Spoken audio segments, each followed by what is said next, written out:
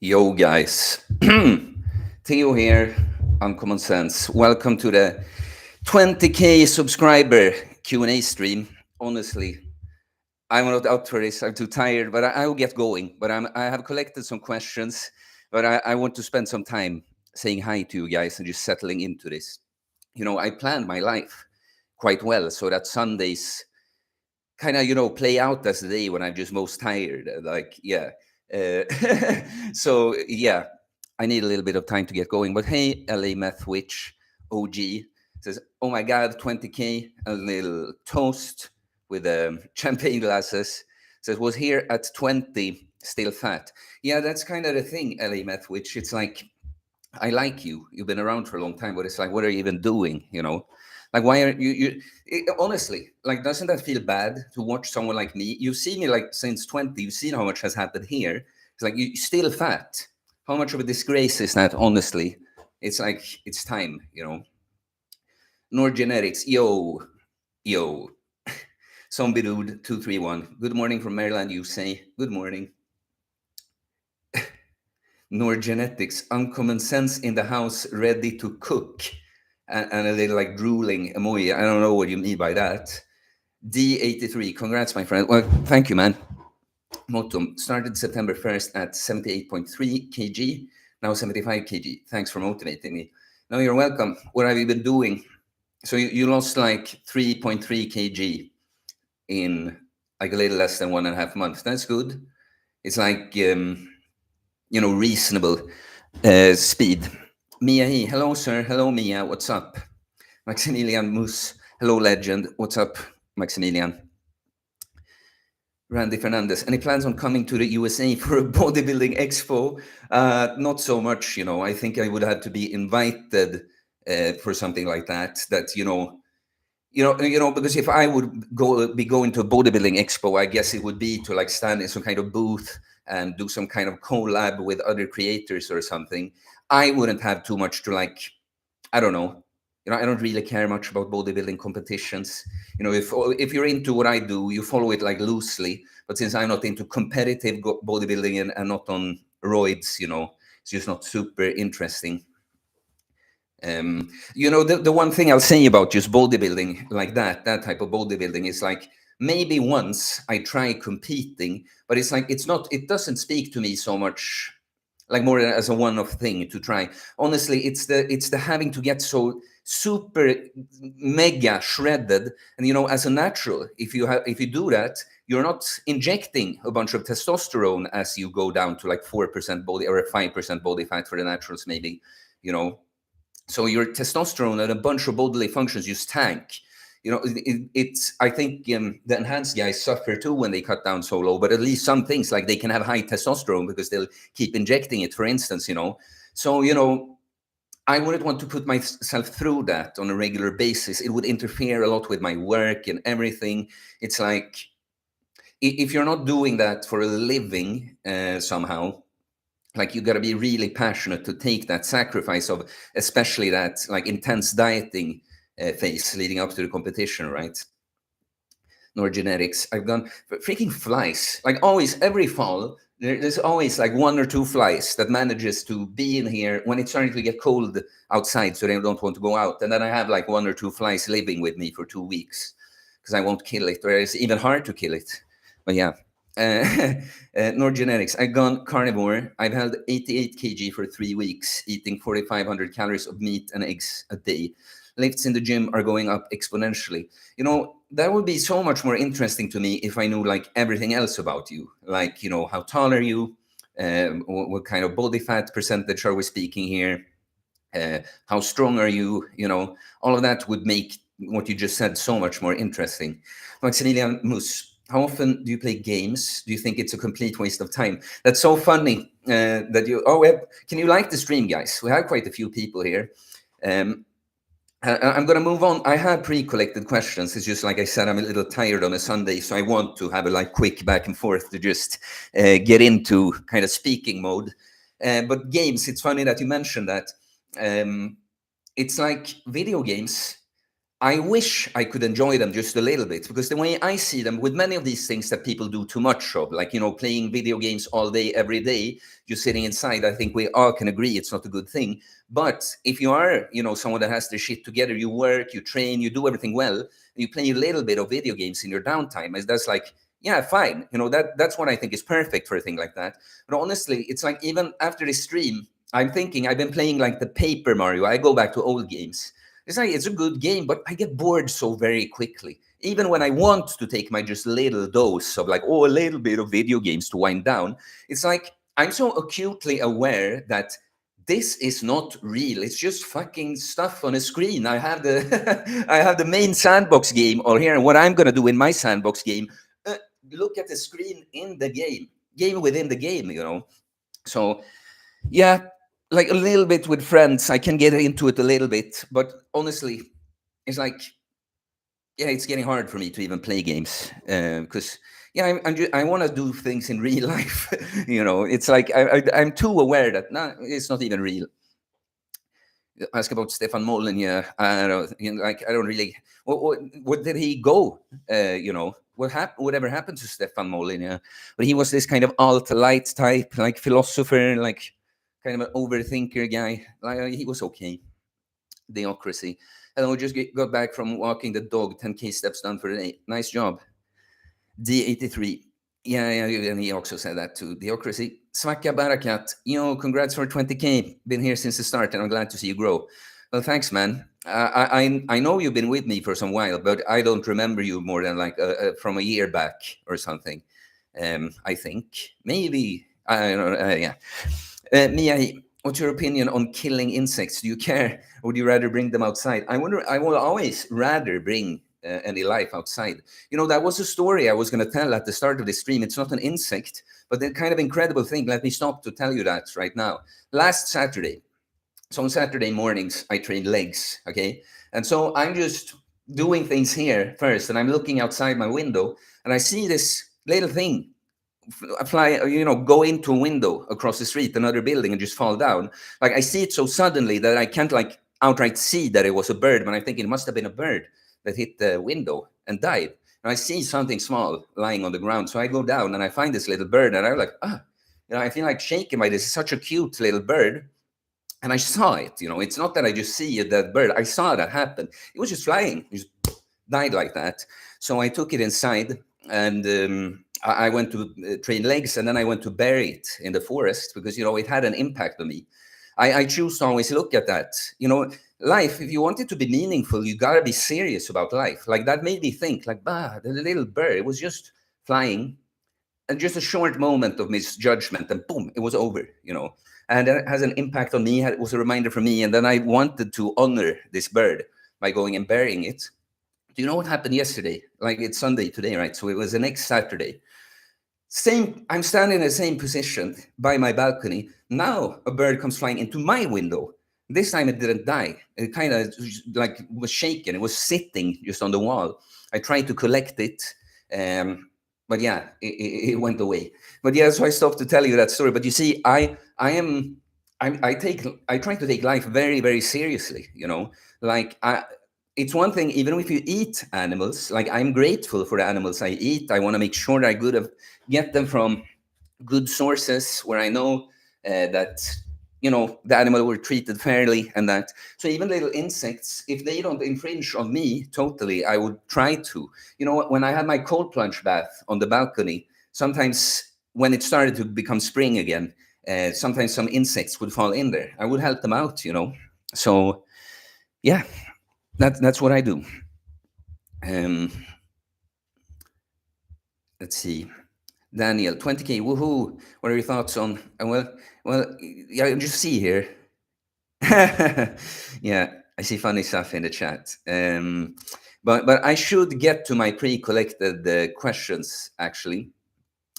Yeah, guys. I gotta get to like be fair to the guys. That I wanted some time to just get going, but to be fair to the people that helped out with pre-collected questions, gotta get to those. Like, where did I put them? See, there we are. Yes, this is from the start. Yeah. Okay. So Winston asks, question for the Q&A. I should have, I think about, because I want to do timestamps of this afterwards. Guys, by the way, if someone would help out at some point to do timestamps for my streams, that would be so awesome. I see how people do that on some other content creator channels. So just saying, that would be helpful. But it would have been good for me to have it so I could write down as I go. Anyway, question for the Q&A. I'm managing a demanding academic occupation, and at the same time, I prioritize my physique. However, I get fatigue/burnouts often. My question is how to deal with fatigue and tiredness, both mentally and physically. So you see, this is a pretty good question. It's just that you would always want to know more about the individual exactly. But what I'll say about this is that, guys, it's with this holistic work on the self, you kind of get to know your capacity. And if you get like fatigue burnout, you often know why that happened, and then you have to manage yourself. That's what it's like you're your own kind of garden in a sense. You have to manage it. You want to make it grow, but you don't want to, I don't know it's a perfect analogy, but pour too much shit on the garden and it's gonna like wither too. But the point is, like, I don't know exactly your work and your schedule and with all of this. But it's like you're clearly overburdened. It's like, what else? What other habits do you have? Like, how much do you sleep? You mentioned fatigue and tiredness. How well do you sleep?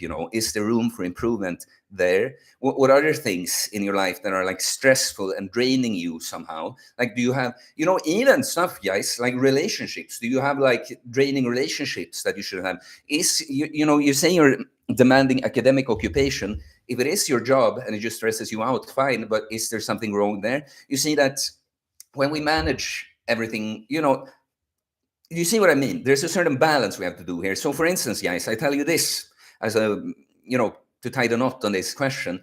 For me lately, I felt like I'm feeling good, but even today, I'm quite fatigued. Like I've been working a lot, and just in my personal life, there have been things that cause quite like emotional intensity, So I've been feeling good. It's just that between everything I do, like recording videos, talking to clients, and training some people in person, and just going about my life, training, hanging out with people. In between, I just feel like, and I listen to that. Is the point? Like, do you see what I mean? Like sometimes I would get around to do even more things, but for instance, I am a bit less social in general. Like I am not always super social. Like I am social throughout my day, but to make plans like that.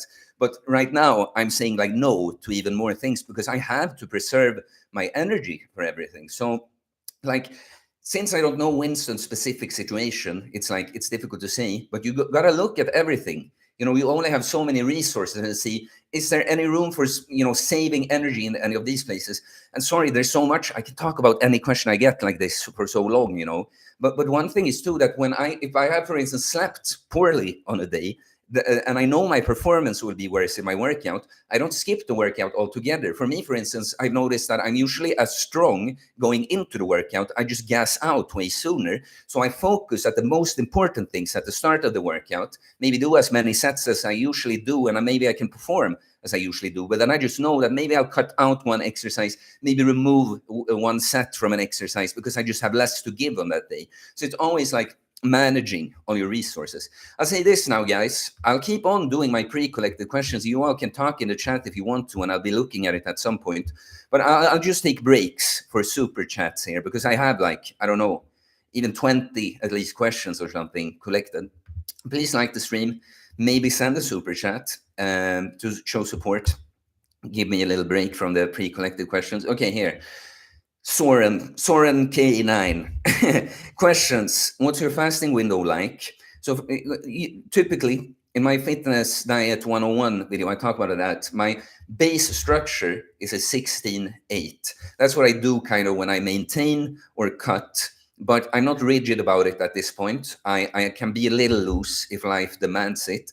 But also when I'm like cutting or maintaining, it might be tighter sometimes. Honestly, if I didn't have bodybuilding goals or anything, I would probably eat like twice per day in quite a tight window most times because I just find it more convenient and efficient for productivity and going about my day like that. Right now, when I'm bulking, I have to open up the window bigger many times. most of the time now. Yeah, I don't even have like an eating window. Yeah, it's just that I always have that 16-8 base structure, at the back of my head. How many eggs do you eat per day? You also asked. Well, at least 6. I've gone up to 18 on some days, but that's not the typical thing. But 6 to 8 eggs most days, sometimes a few extra. Yeah. How many carbs a day? When? What sources? I don't count carbs like that, especially when I'm bulking. When? Every time I eat. Honey. The sources is honey, fruit juice, white rice. Those would be my main carb sources. Of course, I get little carbs from little other things. Yeah. What is your life philosophy? Plessis. LA. I don't know how to pronounce this. What is your life philosophy? Or a similar question, what are your core values that guide you in life, and why do you prioritize them? Like, it's such a big question. I cannot spend too much time on this now because I have not looked at these and thought about them either before. I'm seeing them for the second time, but thinking about them for the first time, basically. But like what I would say, one thing that I think a lot about is I realized, this polarity in the world. So, for instance, dark, light, breathe in, breathe out, parasympathetic nervous system, sympathetic nervous system, so on. But good and evil, I noticed that we have a choice. Do I want to have a positive impact on the world? Do I want to help out? Do I want to be of service? Or I want to be negative, just take and steal, damage, for my own? And I decided that I want to be a good person. Okay, so that's my main thing. That actually makes me think about someone just on a video that was not about girls or women or something. He just started going on about how, I don't know. It's basically like he's taunting me, and he kind of wants to see me fail with finding like a great girl or something, because he assumes that everything I do is in order to get this girl. But the reward is like, being a good man is its own reward. Like, it would be great if I find the right woman, but I don't do anything I do to find the woman, if you see what I mean. That would just be something I really like, but I'm not forcing that. Being the good man that becomes the best he can be for himself and for others, that's its own reward. So, that really, be a good person, do the right thing is my main like life philosophy or core value or whatever. I'll give you an example that I wouldn't have told anyone if this didn't come up now. But do you know what I did yesterday in the gym? I arrived to the gym to train legs, and I go in to go to the toilet, like pee. I see some asshole has just peed, like kind of on the floor. Looks kind of disgusting. So I took some paper tissues and cleaned up the piss from the floor, right? Just so that the next person doesn't have to have that unpleasant experience I had when I went in. It's not a huge thing. This is not something that makes me like, wow, such a great guy. But how many people would do that, though? Right? It's because I take pride in doing the right thing for the sake, just for it. No one knew that until I just told you, right? And another thing, when I was finished with my workout, some asshole had left 2 30-kilo dumbbells, like all the way other side of the gym, So the last thing I did was return them there, right? So that you see what my core value is, I think. Alex Thrillington says, congrats on 20K, Theo. Thank you, man. And as during a cut, how low carb do you go? So it's like, guys, all these questions are like difficult when they're about me, because you got to realize someone that has done this and mastered it in the way I do, it's not that I have to think so much in like exact numbers. Oh, I go down to this number of carbs when I cut. It's like, I just reduce the food, mainly carbs and fats. Yeah. So, I could do some math on it, but is it even interesting? It's like, also, when people ask that, how low carb do you go? It's like, why do you ask? Do you think that you should be eating my carbs? Because I don't know how tall you are or how much you weigh or what you do, So I'm always with a question like this. I'm like, what are you looking for here? And try to just figure out a little bit here what it would be real quick.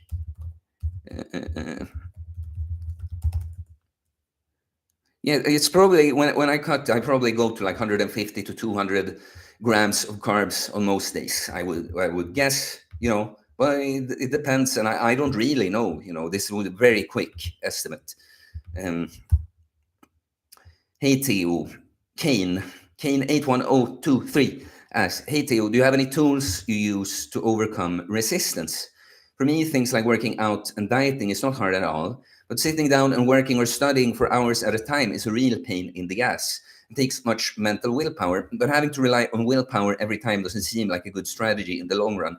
No, but so how did you start working out, Did you always love it, or did you have to be a bit more disciplined and follow some structure first, right? Because that's what it is. When I started training, did not come naturally to me in any sense, But like I wanted to avoid the workout as a whole. I tried to skip sets, all this. Like, well, you see what I mean? It took a long time for me to actually want and have an easy time going to the gym and that. So I often say that when we build a new habit or behavior, that's when we actually need discipline. Like to say that I'm disciplined with my training, it's like certain aspects, yes, but most things is like I want to train. So how do I need to be disciplined to do that, right? So many things, it's like you have to be disciplined and put something into action first. So, sitting down and working, studying for hours at a time. Well, maybe don't start with hours at a time then. Just decide that 1 hour right here, that's when I'm going to do it. And when I put my phone away, then you have to do something specific. I did that, for instance, when I studied Greek before moving to Greece. I haven't studied much now. Like I talked to my Greek teacher, but it's not talk about other things basically. But before, when I was studying it more, I'm also like a thing like that. It's somewhere in the middle, because I don't think it's so much fun to study, but I am a little motivated since I'll be going to Greece. But what I'm saying, it doesn't come naturally like just going to the gym to sit and study Greek. But I just decided that this hour in the morning, or like half hour, even it was, I think, I'm going to do Greek with. And then you can build on something like that. So it's like, just like a complete beginner, you don't put them on like go to two hours every day to the gym. It's like maybe twice or 3 times per week is enough. Maybe you don't have to sit and work and study hours at a time. Maybe you can start out a little more and progressively overload, if you will. I'd appreciate a super chat, guys. Reward Theo here. Come on, 20k subs. But yeah, like the stream also. I feel like they've hidden the like button on the streams or something, because it's always way fewer people that like my stream, or it's just I have way more hate or neutral watchers. I don't they don't want to like. You don't like. You just watch. Vasiax 7863. All these numbers on everyone's name, but need your advice, please. What is the max weight gain per month on bulk for minimal fat gain? About 0.8 kg, maybe. And what is caloric surplus? Hello from Slovenia. Well, what is a caloric surplus? I mean, you said hello from Slovenia right after. I just feel like that was just not a correct sentence. But this is one question that is kind of like, I made a bulking video not too long ago, and it matters a lot who you are when you ask this, is the point. Is like, because you don't need the general answer. You get that in the video already. You want your personal answer. Like 0.8 kg per month. Come on, man. Like body weight is also fluctuating. It's like, I think I responded to that comment and was like, oh yeah, don't do 0.85, then you'll get fat for sure. But it's like, yeah, it depends on who you are a lot. But typically 2 pounds or a kilo per month, around there, around there. You're not going to be able to know exactly if it was 0.8 or 1 kilo anyway. So around there, okay? Saved Norwegian. Oh, yeah. Okay, let's save this one for later, if even take it. It was like, I took the like real questions and then just comments that maybe I could make a question out of, And someone asks, not bodybuilding related, what do you think about sunscreen? I said that it doesn't have to be related to anything. Like bodybuilding is just one topic here. Yeah, but he said, well, what is your opinion on sunscreen and do you use it regularly? And just like I said to him, I haven't touched that poison in many years. No, it's like, guys, I'm not the guy that gets all deep into every little ingredients and gotta get to the bottom if is sunscreen bad or good, because I don't care. I don't need it. It's like some made up chemical shit. I know there are some ingredients that are associated with cancer in the sunscreen, and I don't get burnt here in Sweden at all. And I would use anything before. I used that disgusting cream. I know as a kid, so many, like, of course, some things you're just immature and you want what's like, you're a child. But some instincts as a kid just tell you the truth. And I remember just how much I hated that feeling on me and the smell from this sunscreen as a kid. So no, I would just use clothing or some natural oil or being strategic with my exposure. No sunscreen. Yeah, it's me, 112-E9J. It's like, why? Can you just do a normal little avatar name, guys? How do I overcome the fear of rejection in my business and personal life? I've been abandoned several times as a kid and feel like that caused some trauma that I'm still suffering from today. By no means is that excuse, though, as I try to overcome it. I feel like this is the thing that's holding me back most in my life. And without it, I feel like I would become unstoppable. Yeah, well, the thing is, you have to, just like, oh, without this, I feel like I would become unstoppable. It's like, no one is, it's like when you look at a guy like me, the way I am now, how assertive I can be in certain way, and how just, kind of insane and confident I am in certain things, and how strong I am, and, stuff that I just am now. I sat and thought just like you, like, oh, if only not this, I feel like I would, if only not this, then. It's like, that's what you have to overcome. It's like, it's in fact because you have something like that to overcome that it's like it's always part of the journey, the hero's journey. I can do content on the abandonment wound. We're very familiar with abandonment wound, yeah. And so how you overcome it is like you just have to face it. Like, it's like you don't say specifically here in what way. You just feel like it's holding you back in business and personal life. It's like you have to notice when you're afraid, figure out those moments, and go against it. It's like there's nothing other to do. It's like you have to stop this thing holding you back if you want to become unstoppable, right? It's like you see all this potential in you. You're right about it. You just have to face these things and overcome it. That's what I was lucky, that I got served the panic attack experience. You can wait for something like that too, of course. I wouldn't recommend it. I would recommend you listen to me and actively go out and find ways where you can face this fear, whether that's like public speaking or something like that. You have to face it. That's how you overcome it. There's no other way. To overcome a fear, you have to face the fear. No other way. See, Scott, I'm guessing YouTube must be adding all these letters to your names. I'm tired of saying them all, the numbers and letters. Hey, I'm just getting into lifting. I'm using dumbbells and have the basic plan of bench press, overhead press, rows, squats, bicep curls, and overhead extensions for triceps with 5 sets to near failure twice a week. Is this a good place to start? Congrats on 20K. Yeah, well, I'm missing leg movements, first of all. You can easily, if you have dumbbells, do some Bulgarian split squats, at least. It's a great home exercise with dumbbells. Yeah, I mean, if you do this at home, I guess. If you could get the pull-up bar, that would just help you a whole lot. I mean, rings, if I'm going to go on like that, but a pull-up bar is good. And then it's just that I don't know how much weight you have, but for some of these exercises, you have like way too little weight compared. Like, you probably have enough for bicep curls, but it's not sure you have for like your rows. Probably not, But if we say a good place to start, this is what you started doing at home, it's great, But I would like to see a Bulgarian split squat in there. And, for some of these exercises, you're going to run out of weight pretty soon. Just build a habit and exercise and get into it. It's great also, New subscriber and beginner lifter here, Deocrat. Yeah, you were in the chat here now too, I saw. 178 centimeters, 80 to 83 kg. I don't know if you made a video about this, but should I be active outside the gym and how? I'm usually on my phone outside the gym. Yeah, I lolled when I saw this. It's like, I'm usually on my phone outside the gym. It's like, you go to the gym and otherwise you're just like, any tips for what program I should follow? I train 5 to 6 times a week. Well, probably, I mean, there are many more specific. You could do my program, the upper lower push pull legs program.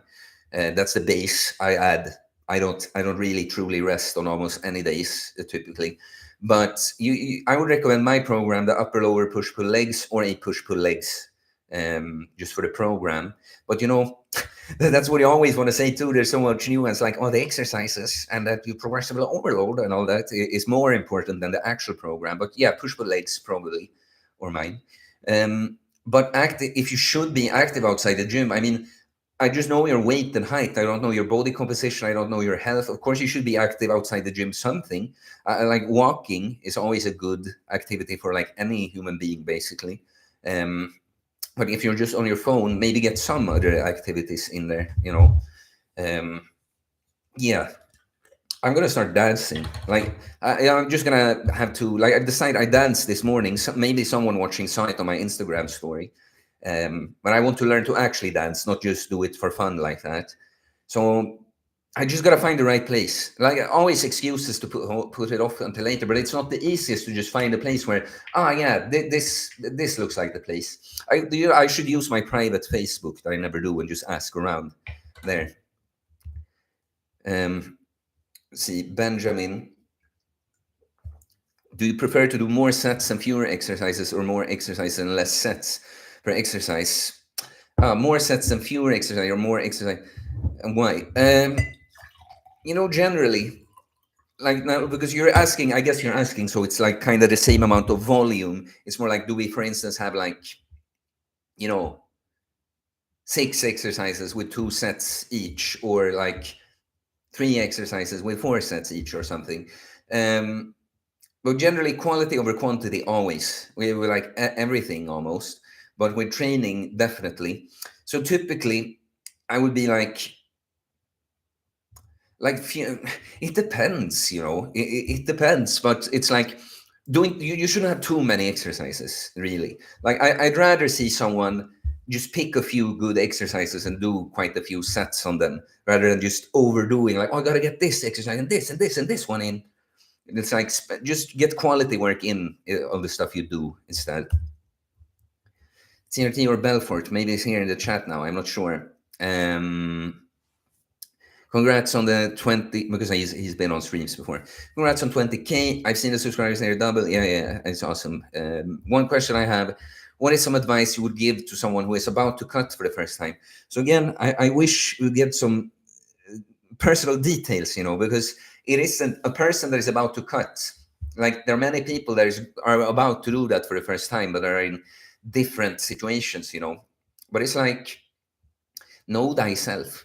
Create a strategy that takes the least amount of effort for you. So, for instance, for a lot of people, delaying eating until later in the day usually makes it easier to like eat less in a day and stay happy. There are, though, some individuals that are unusual, but there are the opposite, that if I need to eat at the start of the day, but then I find later. So that person would obviously use that strategy. And then it's like, pick more satiating food options, something like potatoes over white rice, and maybe whole fruit over juice. Like I try to do more of that when I'm cutting. I mean, it's like, it's cutting advice for someone that's cutting the first time. It's really that, try to figure out the strategy that so that you have to use the least amount of willpower. Then we might need some willpower and just push through sometimes, be a little hungry and have to go on. But what you want to do is reduce the willpower aspect as much as possible by knowing yourself and creating your strategy accordingly, But then it varies so much between individuals, like both the position you find yourself in when you're about to cut and just your preferences, right? So I think I've said the most general thing now.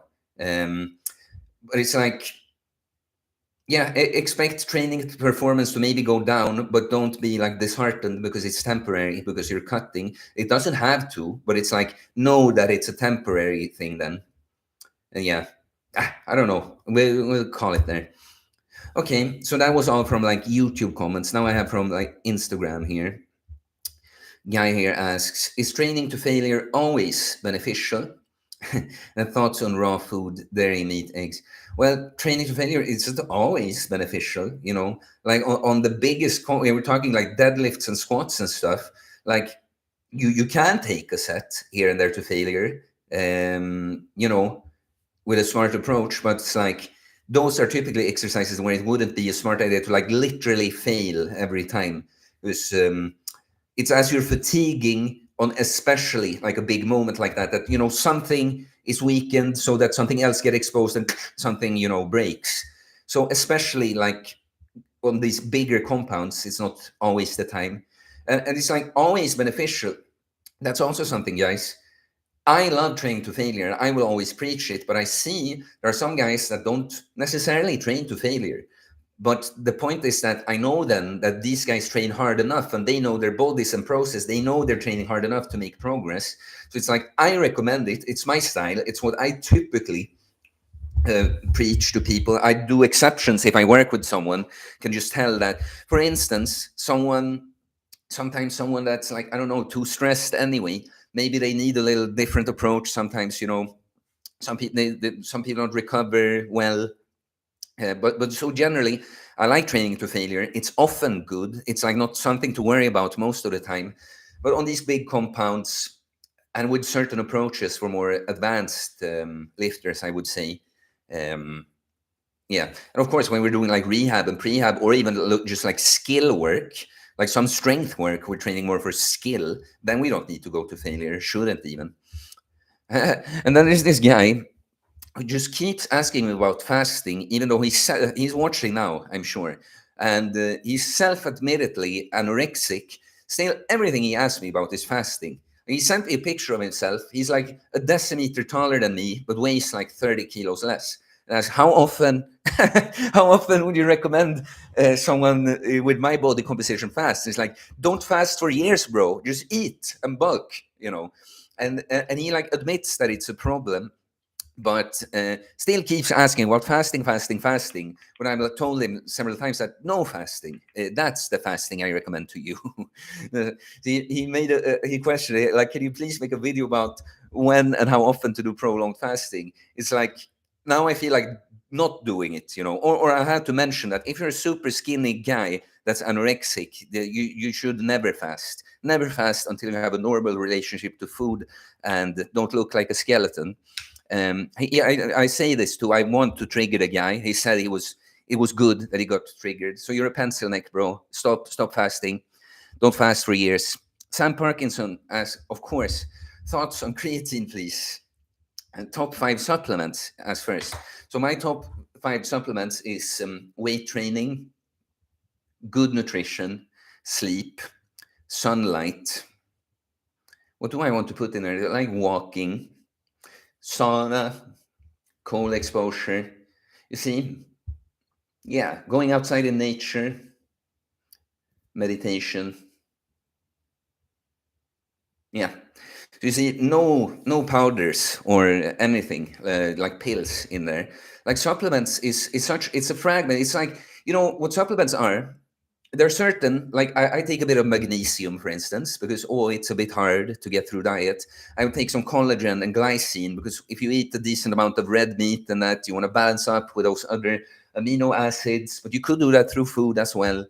And I take creatine, like he also asked about. But it's still, it's like such a small thing. It's like the last thing I think about. I had my supplement nerd phase already. I never thought they did too much, but when you're like, oh, but there are some that do something, right? And then you find out that a few do this much. So it's like, if I have to be like serious and talk about top 5 supplements that aren't like what you're actually asking about, pills and stuff. So like, I guess creatine is one of the best ones. I like glycine. Magnesium, I can't really say that it's like one of the best supplements. It's just typically one thing it's good to supplement with. I mean, boron, I do feel like it's good for freeing up testosterone. I do like lion's mane mushroom as a nootropic. It's like one of the few nootropic things that's not a stimulant like caffeine that I actually notice do something with my focus. I think those are like, I mean, whey protein, but I barely look at it as a supplement in that way, because of course it's a supplement, but it's like food, it's not just a vitamin or something. I guess those are it. Same guy also asked, how much rest do you get? Do you take rest days? So to come back a little bit to the guy that was an academic and cared about his physique, but that got overburdened sometimes, is the thing is like it's not that you need, people love to latch on to a thing like how many days should I rest or something. It's like you should rest so that you recover. So for instance, it's like if I sleep enough on most days, and I train less without completely resting on like Wednesday and Sunday. Like today, I went down, I did some improvisational dance, so I get a little sweaty, and then I did my neck work, which it takes like 15 minutes. You see how that's not like, oh, it's not a complete workout that I on a systemic level need so much recovery, you know. While if I even on the Wednesday and Sunday just blasted workouts, maybe that would be too much, But you see what I mean? If you're honest with yourself and you try things, what happens when I rest more and less? So I gauge it by I feel good. I'm not overly sore, and when I train the way I do now, I'm consistently making progress with my training. There's like no real reason for me to take a complete rest day. However, I have done what I told you, that on a few days when I just slept less, I trained less. I like on a push workout, I had slept very poorly, but my incline bench, I could even make progress on. But then I just saw my performance decline on everything else. So I just took it more, took out an exercise completely and reduced like the 2 sets instead of 3 on a few, So, how much rest do I get? It's like I try to rest on Sundays. Today is an exception now because I do the stream. But I try to rest, especially on Sundays. I kind of set the week up, so I'm supposed to be the most tired on Sundays. I have some client calls in the morning and my little neck workout. But the rest of the day, I would take it quite chill. Maybe go on a walk, maybe meet someone, maybe have a sauna here, just take it chill here and rest. Of course, the sleep is necessary, but it's also just about putting yourself in a non-stressed state, a parasympathetic state. You see how much I can go, but this is the thing, guys. With this holistic approach, it's not so much like how many days of the week should you rest. It's like manage your rest. Notice what fills your cup and what takes away, and keep that balance so you're recovered enough, right? JMac asks, how can one incorporate fasting with the vertical diet? So that's quite easy. It's like you just take the food. Like I know I have the vertical diet ebook. I bought it a long time ago, and he addresses in the book, Stan. He addresses like things to like. He has his approach that the vertical diet. It's also sort of a holistic diet. Like he talks about sleep and all when he talks about the diet, right? But so he has his approach. Then he has some examples like how to do the vertical diet if you're like vegan, even though Stan Efferding is not a fan of that at all. He like wants to have options for people that want his approach with their approach, right? So even with fasting, there's a thing there. But look, other than that, I've done intermittent fasting, like mostly, right? A little bit flexible intermittent fasting and prolonged fasting, and the vertical diet-ish, like the base of my diet is based on vertical diet.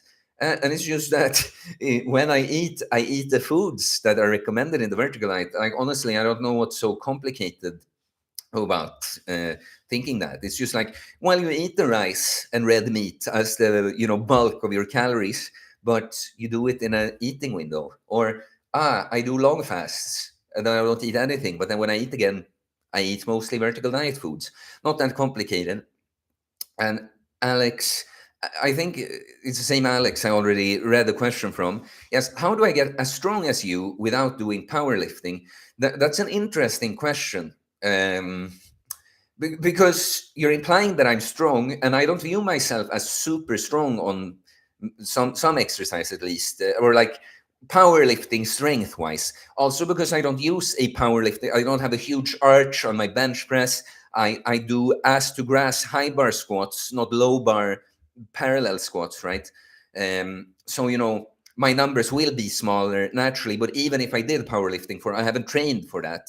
But look, my approach, I talked with Jeffrey recently, Jeffrey Emeritus Schofield, and I told him that my training approach is somewhere in between his and Bald Omni-Man, another natural bodybuilder, right? And Bald Omni-Man is like crazy strong. And I like doing like those exercises, some bench presses, squats, deadlifts, and I like doing a 1 rep max here and there, but it's never been rewarding for me to just train for that, right? I want to get stronger, more on my like working weight. Want to have a certain form. And like, for instance, I'm happy now on an incline bench. I'm happy that I can do like past reps with 100 kilos, and for actual reps, like 6, 7, 8 reps, you know. I care more about a thing like that than my 1 rep max, really.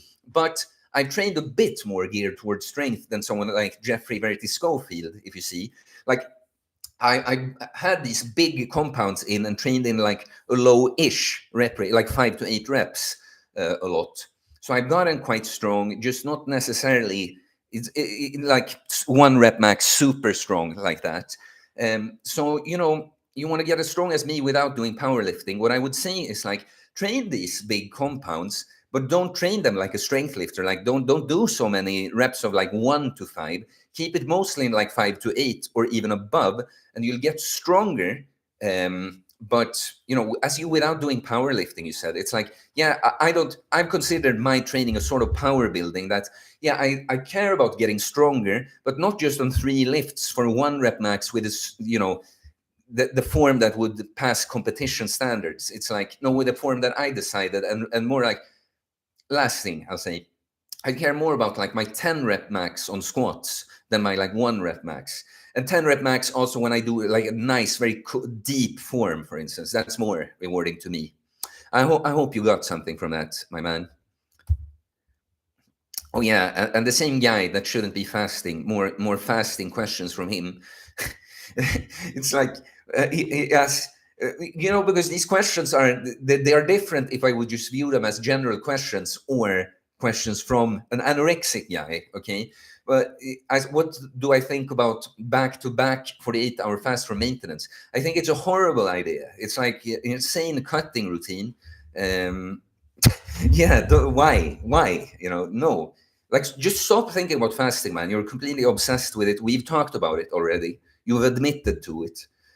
And I also ask, at what body fat percentage would you start a cut? I don't care. I do not care about body fat percentages, really. You know, um, it's more like I don't want to go above 20% body fat in general, probably. You know, and I probably won't have to ever, because you know I would do when I'm bulking. I like put on some weight, then maybe the weight gain might stall, but I can make some progress in the gym still. And if I notice that it stalls, now I have to eat more again. But you see that, like, as you gain fat, if you know, my muscle mass catches up a little bit. So it's like probably never going to get above 20%, but it's not like I'm thinking so much that at this percentage is when I start a cut.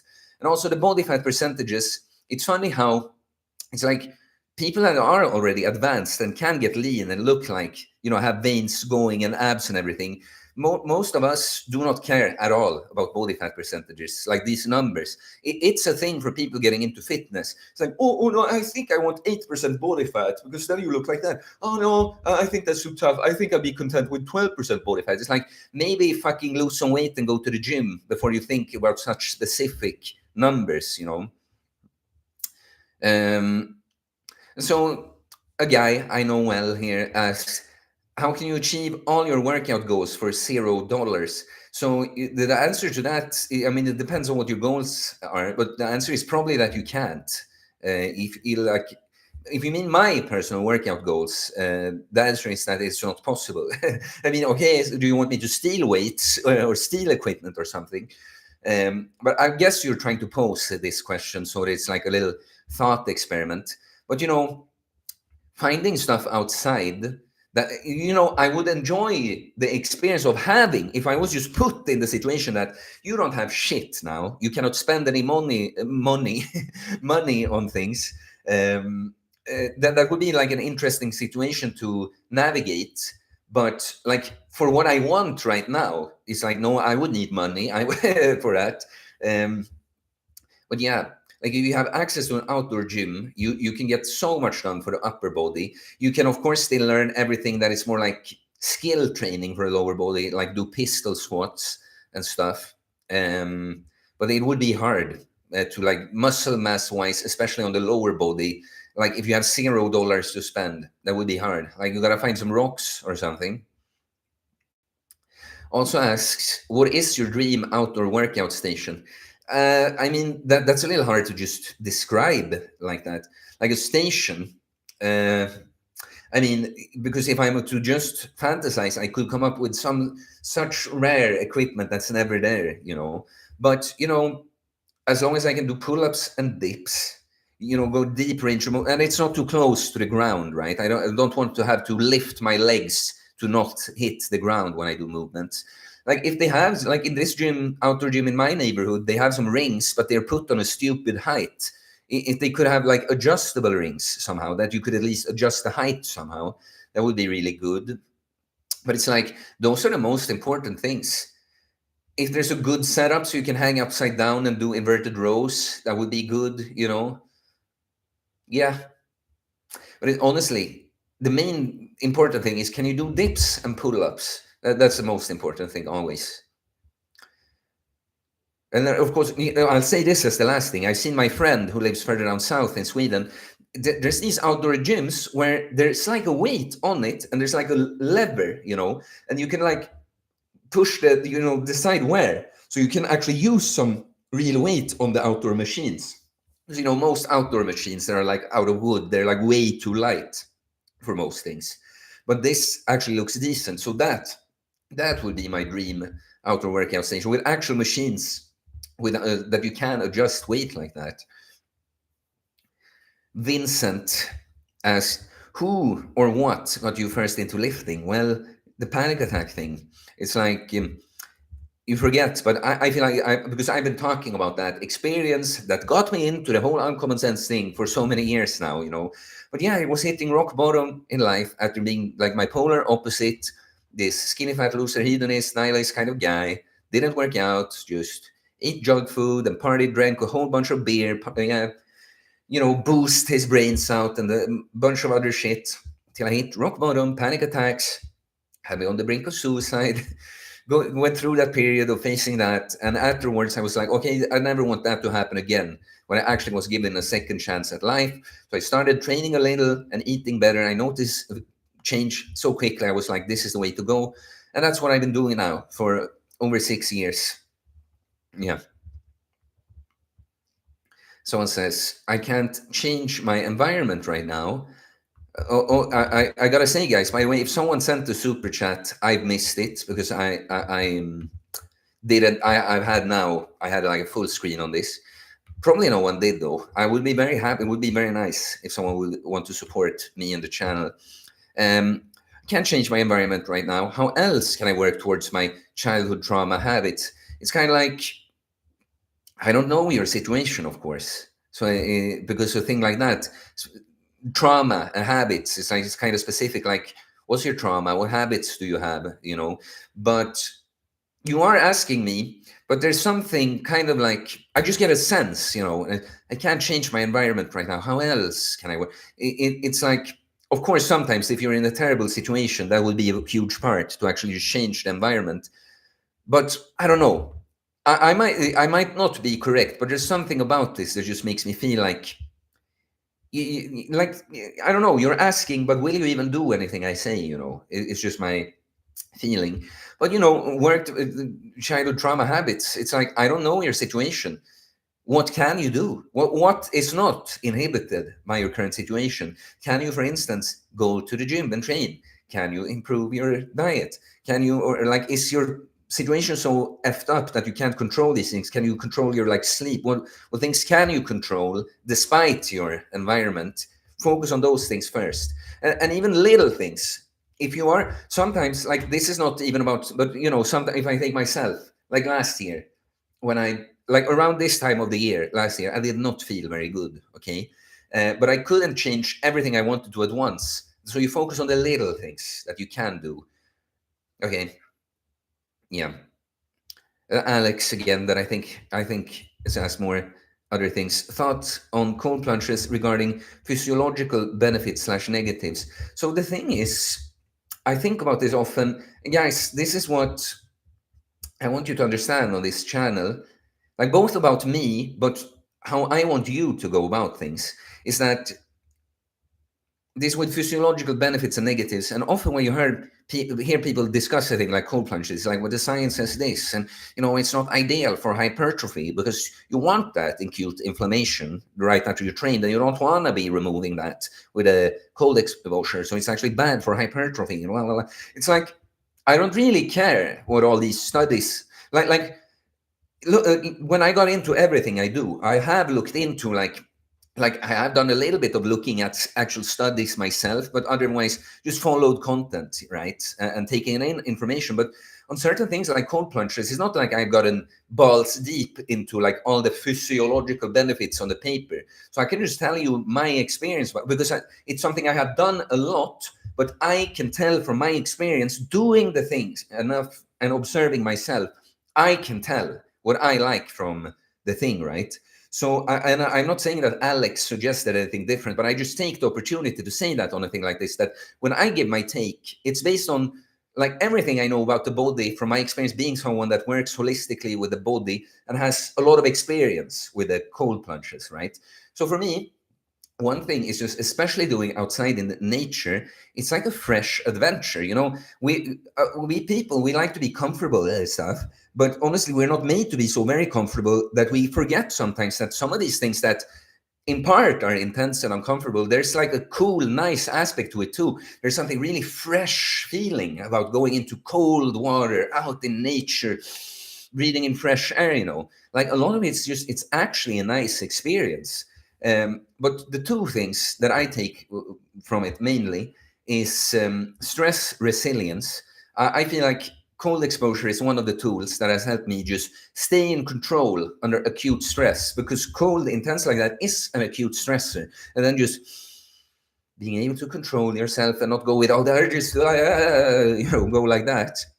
So that's one thing. One thing is that it's for me, someone like me that has sort of a mostly overactive sympathetic nervous system. So the fight or flight one, but really the action one. So, like someone with tendencies towards anxiety, but also just being a little wound up, excited like that. The cold can really like bring me down, whether that's like actually I felt anxious or stressed, or like I'm just too wound up. And like I actually use cold showers sometimes in the winter when I'm too excited and literally too hot too, by the way, because it's warm. I use the cold shower. That's when I often go longer in it to like literally cool down, like temperature wise, but just also like turn off that action sympathetic nervous system. Negatives. I mean, I do think it's true that you shouldn't do it too much, like too intensely, like right after exercise. It probably impedes, just gains, not recovery necessarily. But yeah, there's more things to be said, but this is like my take, the things I care most about it. Last, I'm going to get back to the chat soon, guys, but Osren said, best healthy bulking food. So, it's not just one, but, eggs are great. Like the meal I posted recently with a rice, eggs, and honey and salt is amazing. It's very calorie dense. It is nutritious. It is anabolic. All the protein and fats and, cholesterol even for testosterone and that. It's easy to eat a lot of. So, I recommended that. But like honey is good. It's sweet. It's nice. It's easy, accessible carbs, right? Fruit juice for us with good insulin sensitivity and that are healthy. This is actually a good food. It's easy carbs, right? I mean, adding fat in general, healthy fats to already healthy foods. Why not? Like your tallow, your butter, stuff like that. White rice, like the easiest starchy carb to consume a lot of. It's not very satiating. It's friendly on the gut for most people. Yeah, but it's like best about healthy bulking food. It's more like there's certain options, choices, right? But okay, we're done with all of the pre-collected things. Oh, Theocracy became a member. Appreciate that. The thing is, I gotta tell you though, that's like a little bit of support you give me on YouTube, but officially there's no like reward for it. And I've been meaning to announce on my Patreon too that like the Patreon is mostly for people that just want to support. But I had like a promise of like a weekly extra content for a while, but I'm just noticing lately I cannot keep up with all my like regular content. Now the podcasts too, all the clients I have, other life stuff. It's like it's too hard for me to get around to doing weekly stuff on Patreon now. So for now, it's gonna be when I see just an opportunity to get something in on Patreon. But I'll say this: $8 per month on Patreon. There are already like a handful of hours of exclusive content there, and there will be more. Just not, I cannot promise as continuous, but thanks, Theocracy. Yeah, 39 people, and quite a. It seems like it worked decently when I complained about the hidden like button. I saw that someone said I heard that vertical streams perform better. I've heard that's true. A lot of more random people get in, but that's what I like about this too. I usually get more like regular people that actually follow the channel here. You know, every once in a while I can do a vertical stream, but okay, let's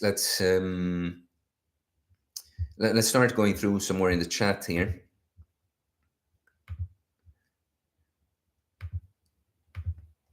Yeah, guys. Oh, wow. An hour already. Time flies when you're talking nonstop. Do you know, guys, that's something I noticed recently. I have this in me, you know, this extroversion, this want and ability to talk a lot. But I noticed that even for me, it's like I do it so much in videos with clients. Like, I like not just talk, but so actively create and try to explain, like very, very active talking like that. And I just noticed that lately. That's kind of what I meant when I talked about rest and managing your energy resources and that I have actively, when I'm like done with things, be like, okay, now the rest of my energy I keep for Theo. Like that, what could be directed outwards and talked about, keep it here. So I'm able to keep doing it. Okay. Let's see. Daniel asks, what are your thoughts on alcohol slash marijuana usage as a natural bodybuilder? So look, marijuana is illegal here. So it's like I cannot really give takes in a way that I'd like to because, yeah, it's illegal. Okay. But alcohol, it's like, for me, I'm not an absolutist with almost anything, you know. The poison is in the dosage with like anything. So something like alcohol, me personally, I will drink it very rarely and not very much when I do, but I'm not completely against it. But like that shouldn't, I don't think it should be a too much of a regular part of anyone's life, especially not the bigger quantities, you know. Like honestly, drinking more than 2 glasses of whatever is like too much most times, I think. And it will, even if you can, the most important thing when it comes to making gains, because you asked about natural bodybuilder, right? It's always going to be the training. Like someone that's good at training, they can get away with like kind of a trash diet, sleeping a bit too little and drinking a couple times per week, you know. But it would be better. It would be much better if they didn't, you know. Marijuana, it's like something like marijuana, you know, I might have had a lot of experience with it actually from, of course, obviously always traveling to the Netherlands when I used to do that. But it's a thing that, the thing I could talk a lot about it, honestly. It's like I said, though, it's because it's illegal here. It's like, you know, you have to be a little bit strategic about some things you say, you know. But basically, something like weed, the sneaky thing about weed is that it isn't so bad, but that's what, that you think it's not so bad is what makes it extra bad, you know, because someone that does it too much, for instance, they can feel like, see, but when I work, I do all these productive things, it doesn't change me or something. But you would notice that if you stop doing it, like, oh, I'm so much more productive now. Like, basically, weed, overdoing it makes you a little too content, you know, with just taking it chill, not doing too much. Even when you do things, you're still doing like less and are more chill than you otherwise would be. But at the right frequency, it's a typical thing that for me, for instance, it always helped with sleep. I have pretty good sleep most of the times, but it's I talked to a client about this today. That's not by chance. It has taken a lot of intention. Sleep has been tricky for me ever since I was a kid, and I felt like when I could do it at the right balance, like once or twice per week tops.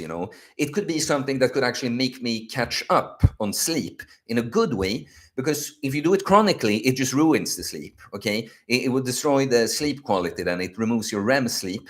But if it's just every once in a while to just get a bit more physical recovery from sleep, it can actually be a good thing. So that's what I'd say. Alcohol, like the less the better, honestly.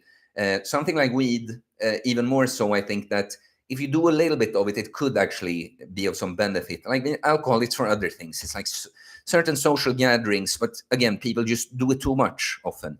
It will be fine. Keep your glass of wine for a long time, or something, instead of drinking the whole bottle. Um, okay. D83 said, because I know I'm getting back to stuff from earlier here, but he said, that's me. I wasted my youth playing video games when I was in my 20s. Yeah, I didn't play as many games then, but I wasted my time doing all these bullshit activities that aren't real. Um, Tativaum. Starting work as a personal trainer at a gym next week. Any advice for getting started in this business? Well, like the advice would depend so much on the arrangement the gym has. Um, it's like it depends so much on like how does it work there for you. But yeah, any advice for getting started in this business? Again, it's like, because if you work in a big gym chain, then maybe it is that like you're gonna get access to clients, that you're gonna get them at the gym, or maybe you just get a spot at a gym and you go get your clients another place. I don't know. It's like it depends so much. But be patient, I would say. Like building up the client base is way more tough than when you have a good client base, and that you lose one here and there doesn't matter, because someone else will be around. It's like it's a stress first. So be prepared for that, I guess. Theocracy also said, same, I wasted my teens playing Counter-Strike. um, Dominic T. Counter-Strike was a fun game, though. Dominic T. Hello, fellow Viking. How do I get bigger, bolder shoulders like you? Overhead press, lateral raises, upright rows. Thanks, champ. So, yeah, those will be good exercises. But the funny thing is that's one of the, like, I have done overhead pressing, like both with barbell and dumbbells and a machine here and there, but it's actually been one of the most like basic movement patterns, movement patterns I've done the least, because the front delt, it contributes to any press, right? So it's not much extra. Like the overhead press might like take it to the next level, but you develop the front delt really well without doing any overhead presses. The rear delt, from if you have good pulling programming, with especially like wide grip stuff, from your big pulling exercises, basically you're gonna get a lot of rear delt. So actually, what the majority of my shoulder focus, because I have done some overhead pressing and stuff, but what I focus most on are lateral raises and upright row variations. I've done many different variations of this. So I have done dumbbell lateral raises, are great, but I've done Louis raises, go all the way. My favorite with lateral raises is a double cable version, go like that. you know the upright row, like I've always liked the narrow grip bar. Like, it's honestly, if I have to pick one of the variations, that's probably my favorite. But I've done cable versions, stand with a cable pull like that. I've done it with a rope like that. I've lied down in the seated row and done upright rows there. So I've really hammered the mid delt movements, and then I've done a lot of incline pressing for the upper chest, but that of course is going to target the front delt a lot as well. So yeah, I'm not against overhead presses, but I think if you have a good amount of presses, and especially also the incline press, I think it's a bit redundant. You can have. I've had, and I'm passing. I'm not doing it every push workout, but I have like one machine I do right now for like an overhead press. But honestly, like going really intense on the lateral raises, isolations, and upright rows would be, if you want my shoulder approach specifically. Mia, he said, very interesting story. Thanks for telling it. Was it about the birds? Because I don't remember now. Annie says, I swear I ended up here by accident. Yeah. Annie is not totally not in love with me and stalking me. She ended up here by accident. D83, do you think it's a waste of time to read a self-help book and not go through with what it talks about? It's like when you ask this question to prompt me to tell my video I just did, about the practical philosophy. Of course, it's a waste of time. Or like, I mean, what should I say? What was the purpose? Was the purpose of that book for you to read it, or to like give you tools that you can use in your life? What was the actual purpose of it? Is again, when I talked with Jeffrey, he said it well. Is the goal of hypertrophy training to know the most about hypertrophy training, or to get the most hypertrophy, get jacked? Eerie cold. Do you use shampoo on your hair? Never. Like a handful of times I've taken some kind of natural shampoo. Like, for instance, I remember now when I was in this like kind of fancy gym in Greece, where there's not many of those, but in Athens, in the city, this more like health club place. They had some natural good shampoo, so I just used it then. But regularly, no. I put an egg yolk in my hair if it gets like too wild. And you're gonna be surprised. A raw egg yolk. The effect is just like a shampoo on your hair. But no, that's the thing. I think the secret to my good hair quality, I've said that many times. Genetically, I have many hairs on my head. I have thick hair, but the quality used to be way worse. And I just think it's like eating good food, so you have good building blocks even for the hair. And then just not poisoning the hair with a bunch of shampoo and hair gel and so-called like beauty and hygiene products that mostly just poison. Mm. Guda Ismintis. Is this some kind of Icelandic name or something? After a period of sickness like COVID or the flu, is it best to listen to your body rather than force your body to go back to the gym? Like, this is the type of question that it depends so much on the individual. Like, I'm someone that the few times I've gotten sick since I got into this lifestyle, because it's not that many times, and I used to be sick all the time, by the way.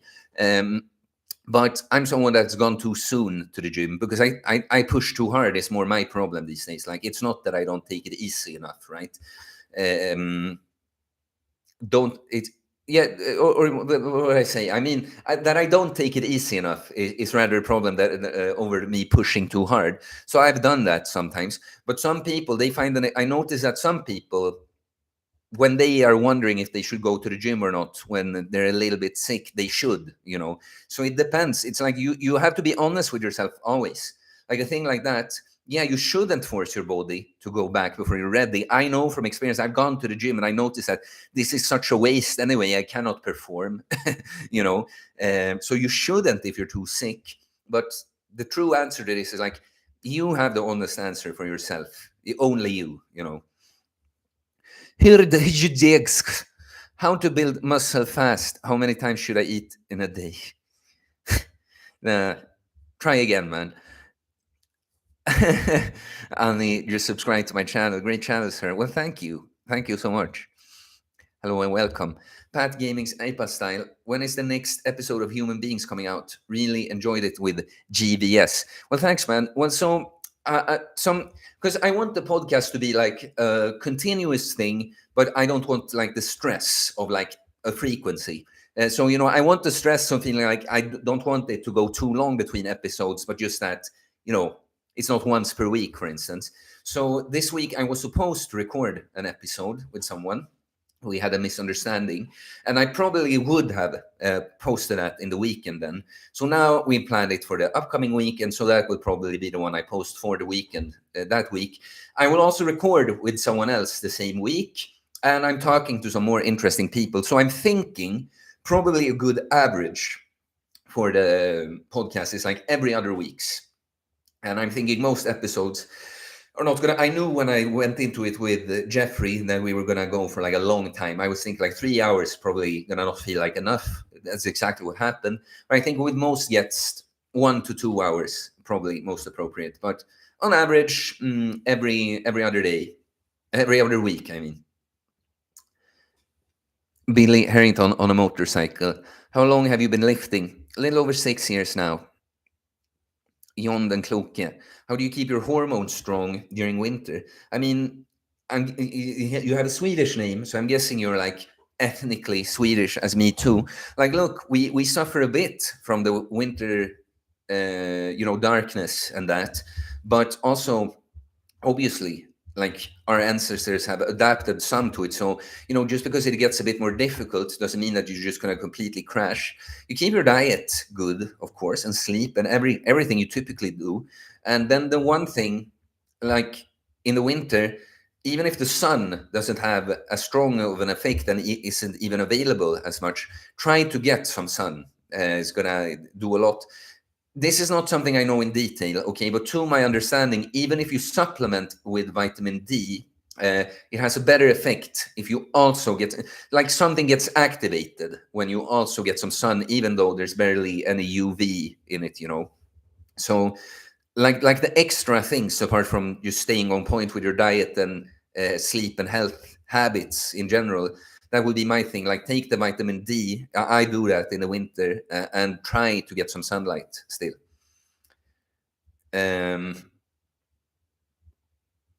Raw Beef says hello from Canada. Well, hello to Canada. Patrick Owen said that goodness is contagious. Yeah, I talked about that being good. Joe Flynn, your story regarding wiping up the pee of another made me comment. I do the same. The right thing is always the right thing. Happy you are putting your content out there. You're a dude.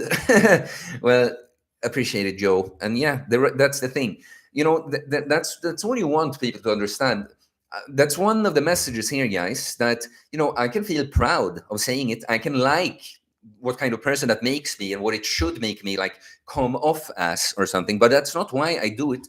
I'm someone that actually has found pride in doing the right thing for the sake of doing the right thing. And I'm not saying that I'm like a saint. There are clearly, like Joe here, other people, but you just see it that all the time. For instance, because I made some videos on the topic of like women or using that angle, that some guys, they cannot believe that, but he must truly be, and he's building the muscle.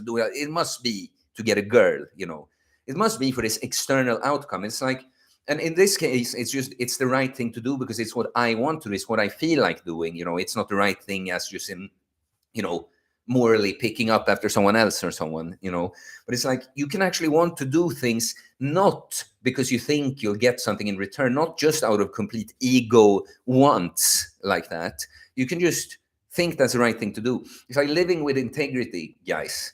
And honestly, that's like, even when the world is kind of screwed up and maybe you don't have exactly everything you'd want in your life, and that, if you have something that's like a moral code that you don't, it's your moral code that right?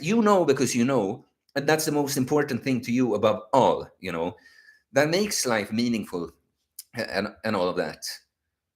It's like you create the rules, you live up to the standards that you can see, not something else. And about the whole, just because I brought it up about the girl and that, it's like what I try to say in all those videos. It's like someone like me, that's something I want a lot, like a great girlfriend relationship, but I don't want a girlfriend. I want the girlfriend. And that's just because I had to have that kind of angle in the video too.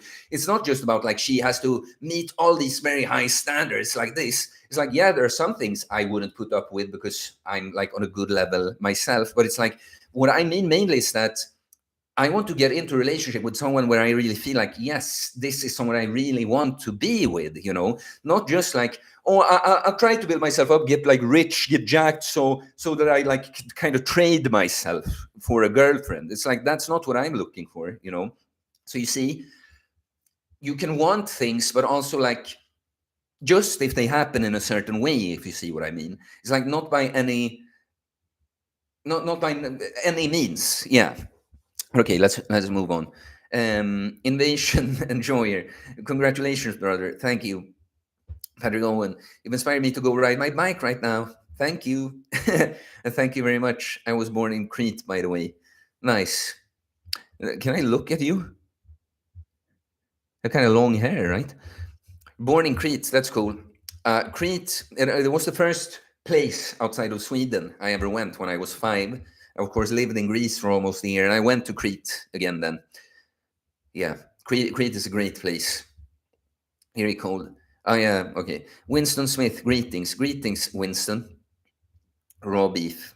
I stopped getting burnt by the sun when I lowered total omega-6 intake to less than 2% of all calories. No sunscreen needed in summer. Yeah, what I would say about that is like, even when you like get on top of things, like you're not invincible to the sun. You can get burnt. It's just that you can get more resistant from a good diet, and even more so avoiding the thing that like damages your cells and skin. Um, like probably seed oils. Honestly, it's not entirely proven, but it seems from many anecdotes, it seems like. But even my point is like, when you're in good shape, if you're like, well, on Crete, for instance, if you'd be out in the sun all day, you would get burnt. Eric Cohen said fly in the room. Yeah, I talked about the fly, right? It's going around here. Jonas Pereira, I know that this is not related to your typical content, but do you watch sports, football? No, it's like fewer things are less interesting than me than watching other men run around and do a sport. It's like, yeah, I've never been able to get into it. And this, I realized that is because, especially because I'm more of a sort of leader person, that when I think about something like that kind of sport, it's more like, no, I wouldn't want to be coaching them. I would want to be training them to be better athletes and come up with a strategy and stuff. But and maybe play in a team. But watching other people do something, I can do so. It's like, it's the same thing. It's like video games. It's not even real. And so people get so invested, they care about their team. Newsflash: your team doesn't give a shit about you. Your team. So like, I'm doing a little bit here because I can understand that some people get into this, but I'm just saying, some people take it way too seriously. It's like, go fucking do something yourself. So it's a difference. For instance, my brother-in-law, he is into football, right? Like soccer, but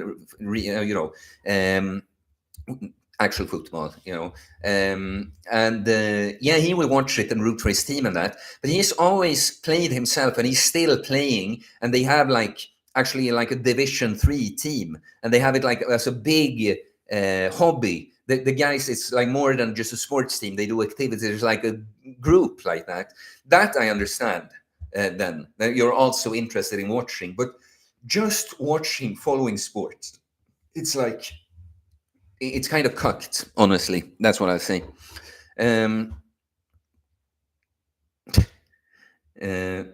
Billy Harrington on a motorcycle says that Tren Tan is my sunscreen. Do you get more tan from it? Tren is like one of the harshest anabolic steroids, for those who don't know. Invasion Enjoyer, sweat is my sunscreen. Yeah. Kieran Donacci. Yo, guys. Yo, guy. Maybe someone would send a super chat before the stream is over. That would make me happy. Theocracy. Yeah, I'm just watching Instagram reels on my dorm after the gym. Lol. Yeah. Even on my like until it's time to go to bed, and then go to the gym again, and then you go back and watch the phone again. Like, you gotta be doing something else. Billy Harrington on a motorcycle says, you want to pick up the MILFs in the dance classes, don't you? First of all, MILF is like the cringiest word I ever heard, or concept even, It's like, the only one, this should be your wife, the mother of your children. That's someone you can see as a MILF, But otherwise, this older woman that you're drawn to, it's like a mommy issue thing. It's strange. And yeah, no, I mean, dance class would be a good place maybe to meet the girl, but definitely don't want to pick up so-called MILFs. I always become like good friends with women that are like a little older than me. Click well on that level with them. Winston Smith, I came late, so I don't know if you have answered the questions I asked about tips on managing fatigue when having a career prioritizing workout.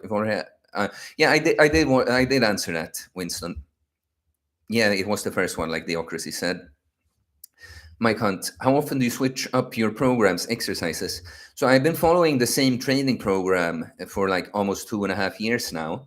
And it's like, I switch out. I see, it's the same program. There are like slots for exercises. And So I never change everything at once. It's like here and there. You just notice that, oh, maybe I've overdone this exercise. Oh, it doesn't feel so good now. All my gains are stalling a bit on that. Then you switch it out. So there's no how often. Okay, it's like just when I notice it. Like one exercise can stay in my program. Like an incline bench has been my first exercise on Thursdays for I don't know how long. you know. But on my upper body workout, yeah, weighted chin up was the first exercise for quite some time. Then I couldn't do that for a while. So I don't remember when I did. Now, heavy weighted chin ups are still kind of a no go with my elbow, but I can do L-sit chin ups now. So now that takes that exercise slot. But you see, same program, just change the exercise slots. But sometimes an exercise stays for like a year. Sometimes it makes an entrance for just a couple of months before something else comes back. And yeah, the anorexic guy that shouldn't be fasting is watching. Hey man, Tear Belfort. Hey man, I hope I'm not too late. I hit the town this morning. Hit the town, just that you were in the city and you wanted to come back for a stream. Well, yeah, I did answer your question. Luger. Have you ever struggled with binge eating? I've been struggling with it for years. It's the only thing holding me back from getting my abs to show. No, like I have just when I was like a general hedonist, nihilist, degenerate, right? Like it happened that I just like, hang out with some guys and just play video games and smoke weed and just eat a bunch of crap. But like I haven't done like compulsive binging by myself or something, I worked with a lot of people that do. And you just ask me if I'm struggling with it, though. You don't ask about it, really.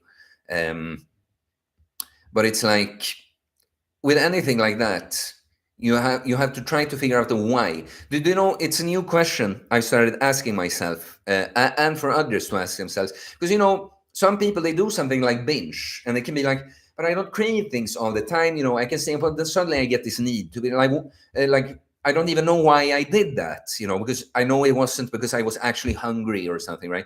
And so a question, addictions and bad behaviors, like coping mechanisms like that, that's what they are. There's some kind of pain or discomfort that you're trying to make up for somehow. And so what I want you to ask yourself when you feel like binging, is like, what am I trying to accomplish? Like, what need am I trying to fulfill for myself?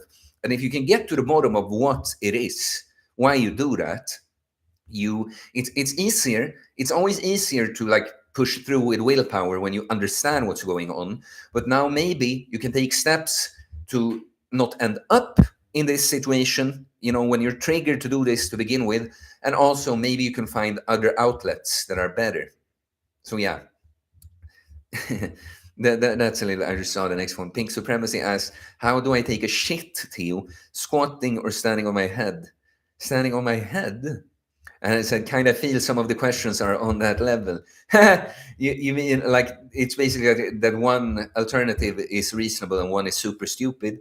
But yes, some questions are sometimes. It's like I'm such a teacher, guys, that I don't just want to answer questions. It's like when someone, first of all, it matters who asks a question. Like the answer you want to give depends on, okay, why are you asking? Who are you? What's your situation? But then also want to teach people to like communicate properly. Like some people, it's so lazy the way they even formulate themselves. Just imagine being the person that always explains things over and over and over, asking people's questions. You notice a lot when people are just really, really low effort communicators.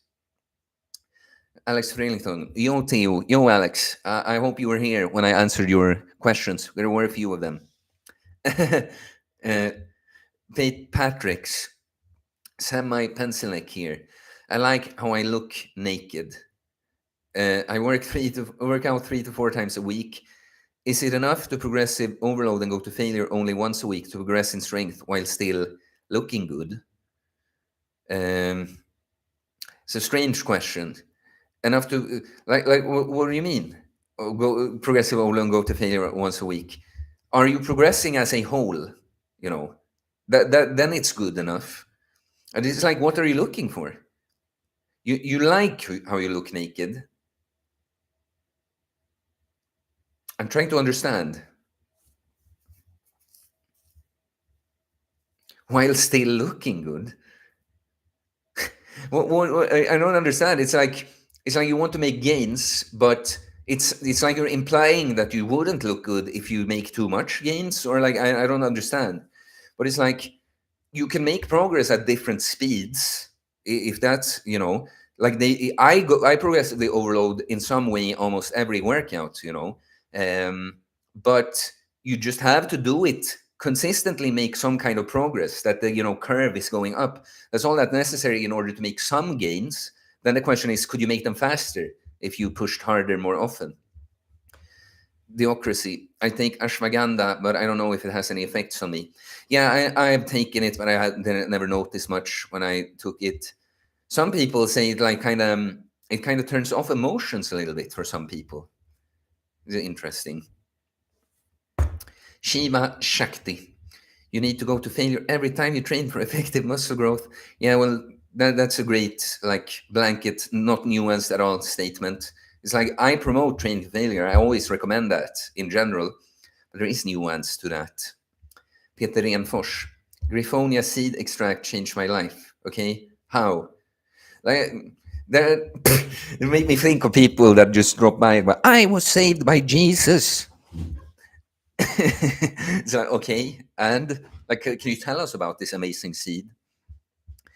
Ziggs. Do you have opinions about arm wrestling? Have you seen videos of pro wrestlers? You mean arm wrestlers, then I guess. I have seen a video here and there. I've seen that guy Devon Lavrat. I've seen him like meet up with Juji Mufu and Eric Bugenhagen. I'm not super into it. I am a little interested in like grip training and wrist training. I've actually ordered, but the package is lost. So I'll see if they will actually give me new stuff where I have to pay again.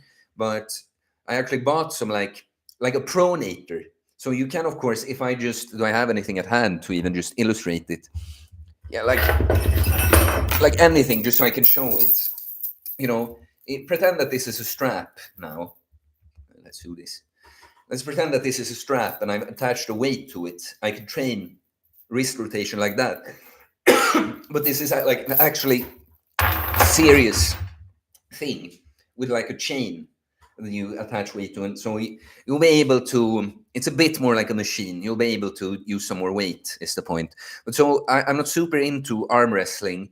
The guy that asks about football, if I watch sports and stuff, what interests me more about the sports that I'm not into, because I'm into training, is like, how would I train to get good at that? Or how does someone that wants just hear about someone's training approach? So the actual sport of arm wrestling doesn't interest me all that much, but that's why I've seen the thing and I can find it a little interesting to hear about like an arm wrestler's training. Pink supremacy. He wants options for people who are completely delusional. Let's be honest. Pink supremacy. I'm not sure what you said that to, but Foxarium. Any advice for a teenager training? I mean, again, it would always help to know your kind of body composition, height and weight, and that. But generally, for teenagers, it's like eat a lot, like eat a lot and train, and like you can get lean later, unless you are like a fat kid, of course. But like typically for teenagers, it's like focus on cultivating mass first. And like I'm always, because I didn't train properly, I did a little bit of exercise still in my teens, but nothing to really bodybuild, so yeah, cultivating that mass when you're young, because you have all this time to get lean later, right? And build habits. It's like, I want to give you other advice than just training, like everything I should have done at that age. But yeah, the main thing would be like prioritize getting strong and big, eating more. Like I'd rather have you a bit more on the fluffier side than that you always want to stay lean and eat too little and don't really make any gains, Did you ask again the same thing about the shoulders? Because I see it here again.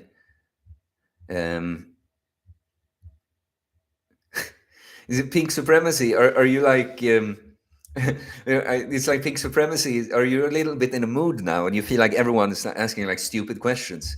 Because he's like, oh, have you tried those shoulder puffs you could put inside the jacket? because that was not, it was an okay question to ask about shoulder training, you know. Sunbather, the cold brings you down, lives in Northern Europe. I'm not sure what you mean by that. Like what the joke, like what the bit is there. Jay says 20K. Grattis igen. That's congratulations again. And he said, my friend says that I deserve to get crucified because I eat garlic on pancakes. Well, I've never liked pancakes. I guess I deserve to get crucified for that. Like everyone always. In Sweden, people love the pancakes, you know, and I never liked it. So it was always like whenever all the kids are getting a treat, like, pancakes, I'm like, you know. But it does sound like an abomination to put garlic on them. But thanks, Jay.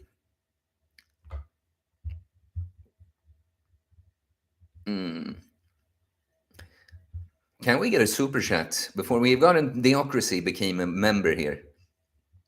I'd appreciate that, guys.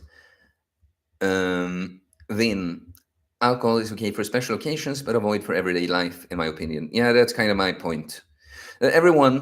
People that want to emphasize too much, like that it's important for them to keep alcohol in their life, but they don't get drunk and stuff. In my experience, they still do not drink a reasonable amount. It's like a friend for a while when I had changed my lifestyle. And I remember talking to him, and he emphasized this, like, but you gotta treat yourself. You gotta treat yourself. And at that time, he was someone that treated himself too much, you know. And now, actually, a lot because his girlfriend changed her lifestyle to a healthier one with less drinking. He has been drinking less too, and he sees the upside more now, you know. So, like, I agree, special occasions, but it's like for a lot of people, it's like, it's Friday. That's a special occasion for me to drink like 3 bottles of wine. Theocracy says, I like alcohol. Apparently 3 beers/shots has no ill effect to muscle building and repair. So I just do 3 shots when I feel like drinking. Like, it doesn't work like that. Of course it has some ill effect. It's like maybe the science has suggested that it's, you know, not significant, but that's a thing. Again, there's no such thing as like, 3 units and then I'm okay, you know. It's like, it's something you have to monitor yourself, and it's your choice to how much you want to be drinking. It's like, be aware that alcohol is something that steals, you know. It takes something in return from what you get from it, and you're going to have to figure out if it's enough and all that. Michael sent a super chat. Love the live streams. Disney Obi-Wan. I just know that his name is Michael now by now. True fan. Appreciate you, man. I do really appreciate that.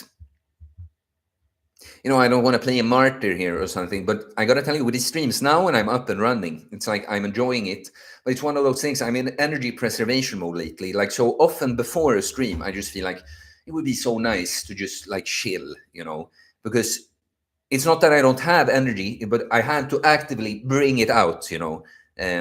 So yeah, that's why I'm saying, guys, you should pay me for my time. Basically, send a super chat. Not grifting at all. Hamilton wins. Have you looked into Orthodox Christianity? Looked into it a little bit, but like, my issue with organized religion is that I don't believe it. I don't believe any of them are true, is my thing, you know. So I have a personal relationship with God, and it just feels silly to pretend. I cannot pretend that I think any of these religions are true.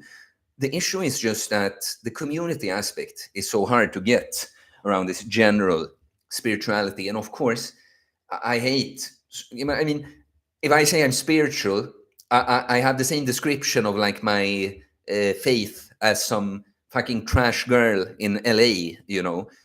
But it's just true. I just have a general belief and relationship, knowing, I would say, rather than belief in God. Like, I'm very quite certain of it. And yeah, I actually went to the Orthodox Church for whatever it's called on the 6th and 7th January at the start of the year, because I'd been to Greece, right? So I visited the church, but yeah. No, the only thing for me would be the community aspect, to like, because even if I don't think that there's one true religion, of course, I'd find like Orthodox Christian people, a lot of them, we would have a lot in common. So it's like, for that aspect. But it's my issue with religion that I just do not believe any of them are actually true. I think they're all interpretations and guides towards the same thing, which is God. Shine. I don't know how you say that. Welcome on Uncommon Sense. Read it crescendo. Okay. Welcome on Uncommon Sense. Crescendo is when it gets gradually louder. I have a musical background.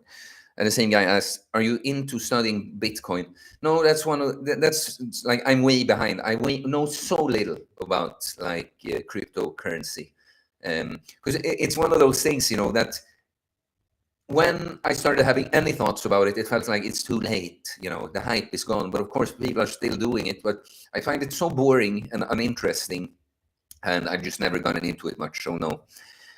Jay, I might waste my time playing some games soon because I have done all my tasks today anyway. Yeah, well, good, Jay. You may. Just me personally, I'm way too acutely aware that it's just a bunch of colors on a screen. It's nothing real happening. I gotta say though, it's not entirely true, because you can say that about anything in life. That, well, this is just a thing I do. I'm gonna die anyway. But I'll tell you something. Do you know something I'm drawn to when it comes to video games?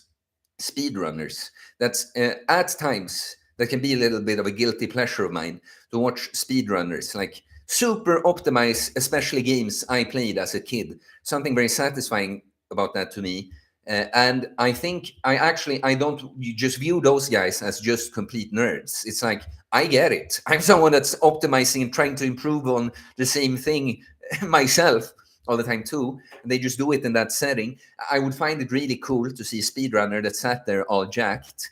But yeah, so it's not like, that's why I mean, all these things, they're not entire. Just if you're into video games and you find something really enjoyable about that at the right frequency, it's nothing wrong with it.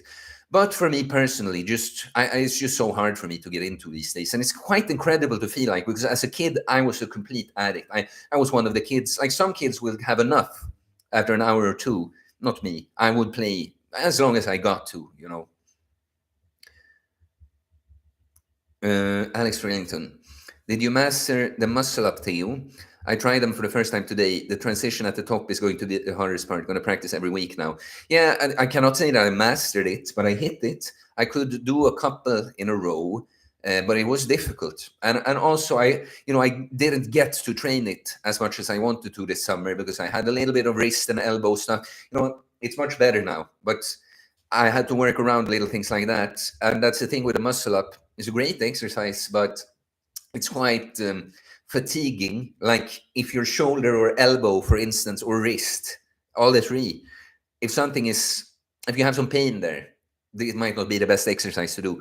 So I cannot say that I mastered it, because it was not consistent, but I could do them. Glad Janus. I've seen you talk a lot about sunshine and its benefits. I guess you're familiar with Jack Kruse. I have no idea who that is. Never heard of it. It's like, it's funny, because sometimes it's true. People assume when they hear like me talk about something that, oh, you follow this person, you must have heard this from this person. But so many things, like I've been into the sun. I like the sun even before I knew on paper what health benefits were from it. So no, I'm not familiar with that guy. Dear Belfort. Hey, I just went back to the part where you answered my question. Thank you for featuring it. Of course, man. My heart, my corazon.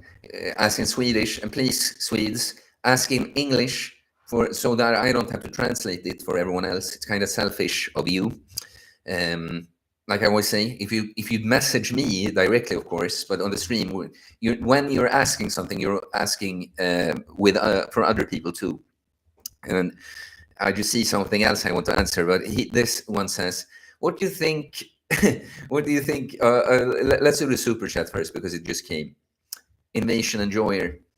I love speedrunning Dark Soul games. Amazing soundtracks for working out too.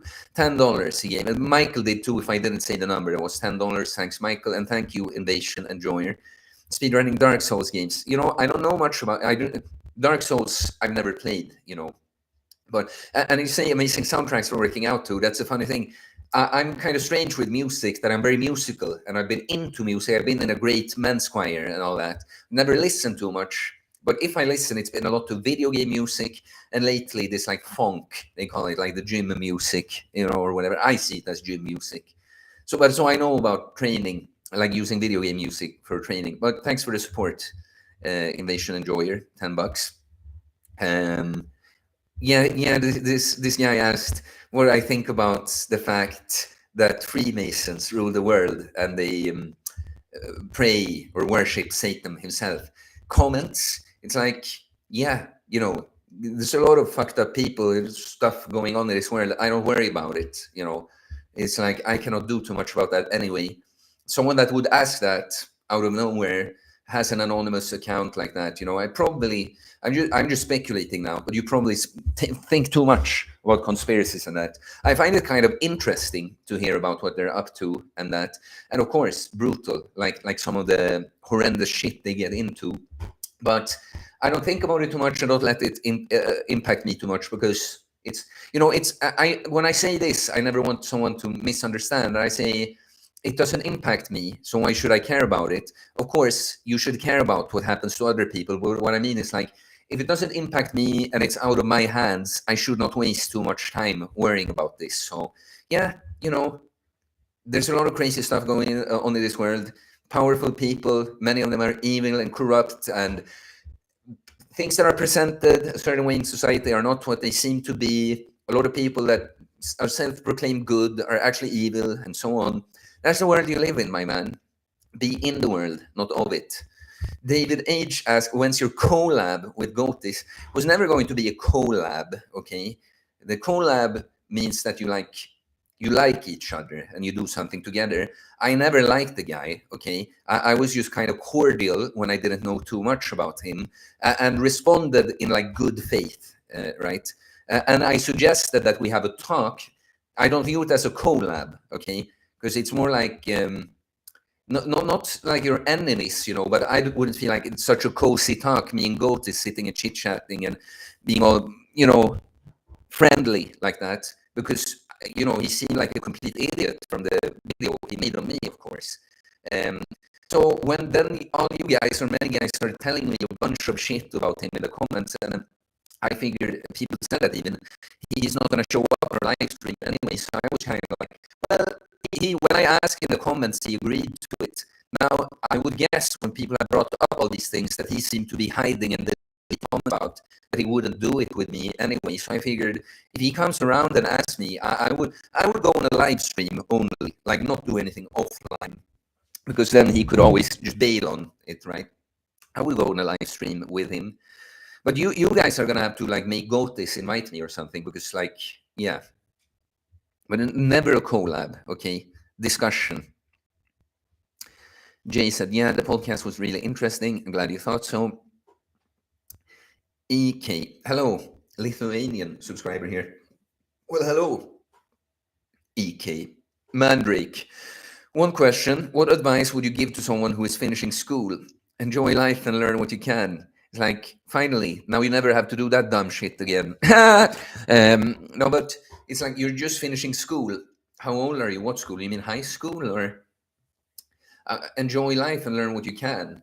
It's like, it depends, I did such bullshit. I had no idea what to do when I graduated school, because I had always been like kind of depressed and anxious teenager, not knowing my place in the world at all. And I did all this dumb hedonism, and anything I studied or worked at had never had anything to do with something I actually like want to do. It's just, I need to do something, right? But just finishing school, like if you aren't training and all that already, you got to do that, of course. But invest in yourself, work on yourself, whether that's in like actual professions, but you should work, get some job as soon as possible would be one of the best things. It's like, get to work, enjoy life and learn what you can. Like in the meantime, maybe Theocracy. Oh yeah, about girls and relationships. I don't really care about chasing women, but if I find a good girl, I'll go for it. But I feel pressured by my peers to get girls just because. Well, fuck them. It's like, yeah. It's like, people, in a sense, like I brought up before, it's like people pressure me to get a girl too. Like sometimes people ask, like, why don't you get into a relationship, as if it's something to just choose like that. It's like, why don't you buy a new jacket or something? It's like, that's not how it works. But one thing, my man, is like, the more unapologetically yourself you become and the more awesome you become, the more you build yourself up. It's like hard for people to question your choices that might seem odd to them. It's like, people raise their eyebrows at more things I did when I got into my lifestyle, but I've like consistently proven that I'm the real shit. It's like in the gym, if I do something strange, odd looking now, or like even training the neck, because I know some people are like self-conscious about even doing that. I'm just like, I know I'm typically the most jacked guy here. No one is gonna, like, what is someone gonna think? Judge me for training my neck or doing something else weird in the gym. So even with this, like the celibacy thing, that it felt a little strange and like, shameful, as in, like embarrassing, to say to some people sometimes, because that's very strange in these times. Oh, wow, don't you want to just hook up? Don't you want it to feel good in your penis with a stranger? You know. But the more I've just gone about my life and stuff, it's like, I don't. Should I? What should I feel pressure to like just sleep with girls because a bunch of degenerate people think I should? It's like, there we go. Theo, since we bring up hair every now and then, look up Carlos in Resident Evil 3 remake. That's the hairstyle I have at the moment, and the beard. Amen. Okay, let's do that immediately. Carlos, Resident Evil 3. I still have like search engine malware, so I always get redirected to something else from Google the first time.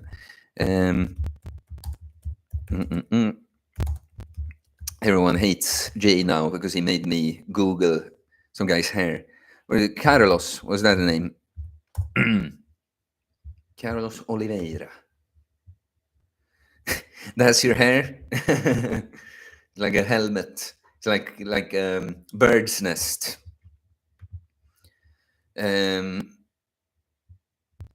Tron Buster. Guys, we're closing in on 2 hours. Maybe I'll stick around a little. That the super chats a really good incitement for me to stick around, but I'll finish up the chat at least and go to like 2 hours, then we'll see. Okay. Tron Buster, what's up? It took me years, but I went from 305 pounds to 170. Currently bulked to 215 and trying to cut about 195. Thanks for the videos. Well, that's a great job, man. That's actually among the most impressive things, when someone does the big weight loss, but then is now able to transition into like bulk and then go back to cutting, because that's what some people will do after weight loss. It's like, no, I cannot ever go in that direction again, but because then that's sort of a cope almost. It's like only half the job is done. But so great job. I've never had to lose that much weight. Must be tough. So good job, and you're welcome for the videos. Bob Dobalina, chances of you becoming a passport bro. What is that? I mean, I own a passport, if that's what you mean. I don't know, if you're from the United States, maybe that's strange. In the United States, it's so common that people never like left the country ever. Passport bro. Google passport bro. A term to describe a specific mindset and lifestyle choice adopted by men who have decided to pursue relationships with foreign women from different cultural backgrounds. Okay, interesting. It is kind of. I like what did you say? Is it chances? Yeah, no, it is quite likely. Like the last girl I was involved with for a long time, she was from a different country, right? It's like, do you know? It's interesting actually about my mindset around that, because I used to have such a scarcity mindset about everything. Like when I heard about someone meeting someone from a different country, I'm like, oh, that seems like such a hassle. Like, nah, I better just meet someone from here. And then when I started realizing, when I worked on myself, changed my life, and realized how much is possible when you actually work for it, I started realizing that, man, this kind of girl that I would be into, I'm not seeing her anywhere here in Stockholm. Like, honestly, don't like most girls here most of the time. Of course, there are good people in all places, but as a whole, I just don't seem to click well with girls here. Like in that way, there are friend girls or whatever. But yeah. So where was I going? Yeah. So that was when I changed, when I realized that I'm not seeing anyone here, and I just realized like it's probably quite likely that I just end up meeting somewhere from somewhere else, you know. So yeah, but probably not like I wouldn't like not completely different, but for instance, Southern Europe and that seems like yeah, yeah. I guess the chances are quite like high. I wouldn't say they're high because I'm still here. You know, I still live here. Um, but it's like, yeah, that's definitely not unlikely. Let's put it that way. Pink supremacy says hag maxing. I'm not quite sure what that means. And Jay says, hell nah. The double X in maxing fucking angers me. Well, I when I say something maxing, I usually put two X's in there too, but that's just because that's how people often, looks maxing, sun maxing. Yeah, snooze now. Theocracy. Yeah, that's all I do. I go to college, go back to my dorm to watch reels, walk to the gym. I take a wash back, watch more reels, and sleep. Well, man, it's like got yeah. Don't consume so much only. Like you gotta get creative too. Maybe you should do some reels. Have you ever thought about that? Mandrake, hookups, do you think they are something you should experience while you're young? So the question is not asked in the right way, really. Because no, I don't think it's something you should experience, but I don't think it's something you shouldn't experience either. Like, all the religious ideals of like no sex before marriage, that is what it is, an ideal. I think there are many good things with a thing like that. If you're raised in the right way, so you don't feel this like, you're not traumatized by your mother, so you don't feel this need to just hook up with girls and try to get the love you didn't get from her, and don't get from yourself, and don't get from those girls anyway. But that's what you think, so you chase that. If you're raised in the right way, so that you just want a girl, you don't need to learn from that. But someone like me, I didn't know anything else than that. I remember seeing American Pie when I'm 11, like, okay, this shit is apparently what I'm supposed to be into. And I was definitely traumatized by my mother, right? So you see, I had like hooking up with girls on my mind from very early, and I was quite like obsessed with it. When you talk about your past self like as openly as I do, sometimes it's like sounds much worse. Like many guys are like this, is the point. But compared to now I was like obsessed with a thing like that. And I had enough experiences to notice that, like, for instance, when I was hurting over an ex, which was one of the many things that led to my crash, like with the panic attacks, like it was not mainly about her or anything, but so many things came tumbling down on me then. But it was when I tried to sleep with other girls to try to fill the void from this previous relationship. That's when I noticed how it didn't do anything for me. That at night, when I was with some girls, maybe out at a party and we're making out and stuff, maybe it's a bit fun then. You go home, probably don't have very good sex, and then you wake up the next day and you're like, I was supposed to feel better. I did the thing. I accomplished the thing. I hooked up with a girl. Why does it just feel worse? And then I went through what I did with the panic attacks, and I am healed a lot. I got a lot of validation from within. And suddenly this need for hooking up with girls, obsessive like that, was gone. And then I just put things together and realized that, hey, that's degenerate shit. That's the best if you never have to get into.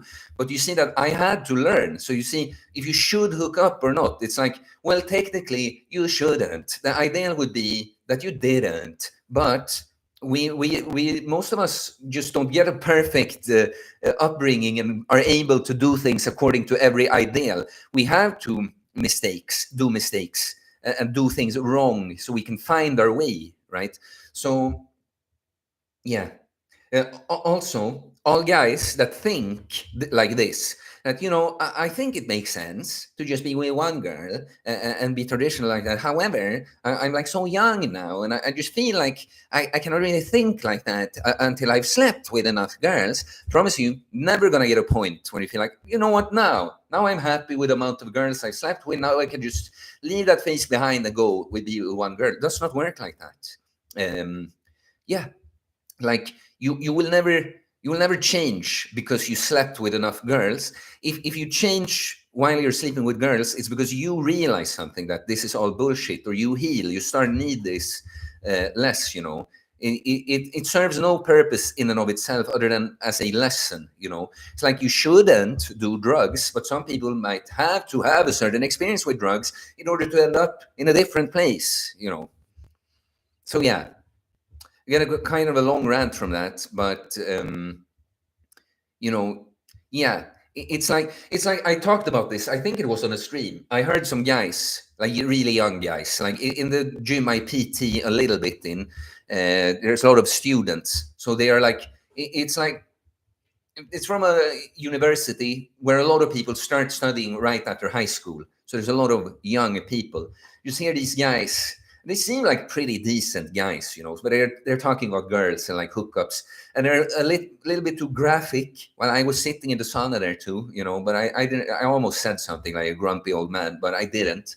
But I was just thinking to myself that, you know what, these guys seem mostly good, and when they're talking about girls and hooking up, well, I'm not hearing them talk about girls in like a bad way. These guys, at least, like, um, they seem kind of sweet when they talk about the girls. And I'm just like, well, maybe young guys like this, they have that face, and they'll probably find their way eventually.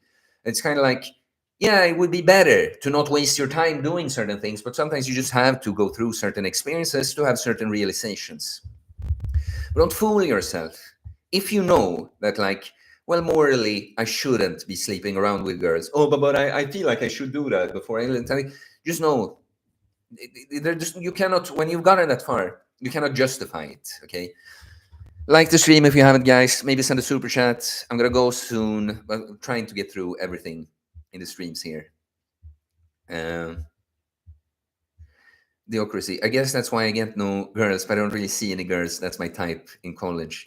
Well, there's a lot to get into there, but Lugr, thank you so much for your advice. Well, you're welcome. J, I want a sick X taper. I use a Captain of Crush for grip training. Well, kinda, can't close it. Was a cock 4? I don't know what that means. X taper. That's interesting. Disney Dolby does the body, mind, soul thing. It's the flexed biceps, it's the brain emoji, and it's the sun emoji. The trinity of holistic bodybuilding. Well, it's not really just holistic bodybuilding, of course.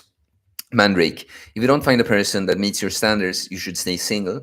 How far should we stay in volume, and do we feel that being in volume limits the number of partners? By appearance, by being like 18 to 20% body fat, we lose fat until we feel confident in ourselves for facial features and so on. I have no idea what you just asked. I'm just not getting it. Why? Like you're talking about body fat percentages in a person and staying single and stuff. It's like, what are you talking? What are you actually asking? Why? Says, congrats on 20,000, Theo. Moving up. Thanks, man. This guy always shows up on the stream, always positive, like short and positive. Peter Renfors, Griffonia seed extract helps with motivation, mood, attitude, better sleep, better mind-muscle connection, better sexual health, many more benefits. You just need to find the right dosage. Interesting. I'm always skeptical when someone just pushes like this one supplement that's like, wow, I'd try it if I had it.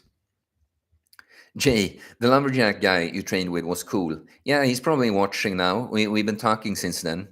A little bit. I have some more content, like material with him. But it's like, a video like that, I know most guys are not going to watch it. It's a pain to make the subtitles for the video. It's really fan service, guys. It's like, for the people that would want to watch something like that, I spend like hours putting subtitles on it.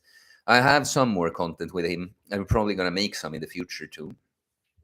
Mandrake says, and thank you for all your help. Well, you're welcome, man. But I did not get what you said there about like body fat percentage and stuff. We're talking about girls. Diocracy. Same thoughts on crypto. I get into it and lose money, but I like gambling. Not a lot though, just enough to feel something. That's funny. I've never been into gambling. I played poker. If you don't know, it's one of the few, like one of the best things. My how I was involved in my choir and in the board and stuff. That was quite a good thing I did before Uncommon Sense. But the second best thing I was learning to play online poker professionally, which sounds glamorous, but I wasn't like rich. I was just making decent money for a young age, and in a special way when I can take out money whenever I want to and stuff like that. But that's not really gambling. It's you beat, if you're good at it, you're going to beat the odds in the long run. So it's not gambling in the long run. Other than that, just because I worked as a blackjack dealer in like clubs and bars. So I learned how to play blackjack like optimally just by sitting there. And back then I used to go to bars still. So because I just knew how to play optimally, you still don't beat the odds, of course. You just have the best possible odds. But just because of that, I would play a little bit sometimes in bars. But that's like almost the only gambling I've done. Jay, jacked speedrunners and gamers exist, but the stereotype equals skinny nerds. But that stereotype is like completely true. It's not a stereotype, it's just true though, right? I mean, that guy, for instance, Speedy. Speedy, Simply, he's called. I know some guy that does Mario 64 speedruns. He's kind of fat. But it's like most gamers do not look like the epitome of physical health, right? Like pale or skinny or fat, usually. So, I know that's not you, Jay, and that you clearly identify as a gamer somehow. There's an aspect of me that still identifies as a gamer, because I can like games. I could talk a lot about the games I played as a kid and stuff, but I just get quite bored playing them these days. But because do you know why I also view myself as a gamer? Because very much the way I feel about my lifestyle and working on myself with the training and that, I often have a very similar feeling to when I was playing Diablo 2. There's like pretty much endless potential to further optimize your character, but this is the character.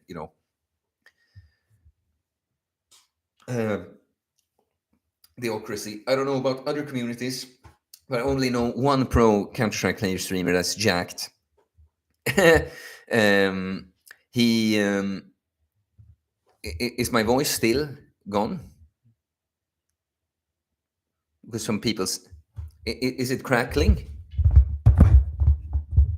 Is the mic still? Is it okay? Can you tell me, guys? Well, I'm gonna end soon, but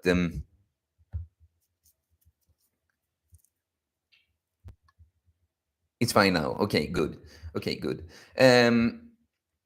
Yeah, I remember this guy Heaton was like a famous Swedish Counter-Strike pro. Because I think that was among the first, like Counter-Strike Pro was like must have been one of the first like e-sport things. And this guy Heaton in Sweden, I think he was kind of jacked. I think he was a good tennis player also. Crackly voice, bird's nest. Mike's still a little crackling. Yeah, it seems to be good now, at least. Theocracy. I kind of peaked in high school, so yeah, nobody really thought I'd end up this way. But you're right. I'm showing him I'm still the shit, just with less degeneracy. Still the shit, just with less degeneracy. Sounds like you're becoming the shit now, and you were just shit before then. Like peaked in high school. It's funny. Do you still have the mindset that you're like, if you were like getting drunk and hooking up with girls in high school, that was some kind of peak? That was just some silly, dumb face you had. That's like fine. But that was no peak, my friend. Mr. 100 rupees.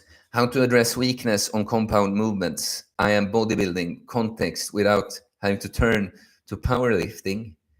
It's like, and then he tags me and says, uncommon sense when common stupidity enters the room. Not sure what you meant by that.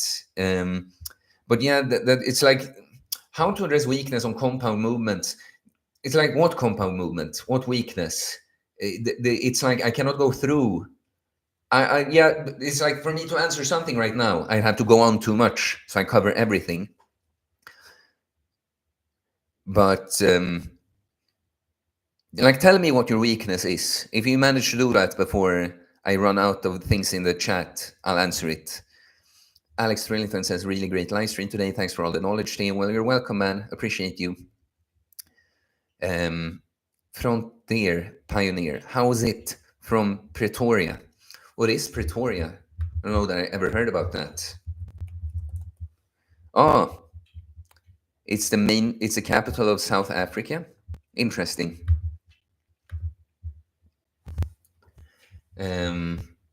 Mandrake. You can tell English is not my first language. I was talking about how I feel that a percentage of fat that I maintain during volume, I feel does not attract the type of girl. What do you mean during volume? Do you mean like when you bulk?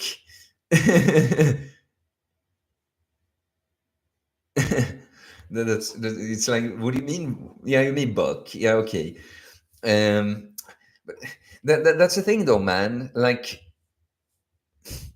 the right girl, she might like you for like, in part because you, like, for instance, I would want a girl to like me because I'm like, disciplined, hardworking, that I prioritize, like that I'm kind of a beast with my process.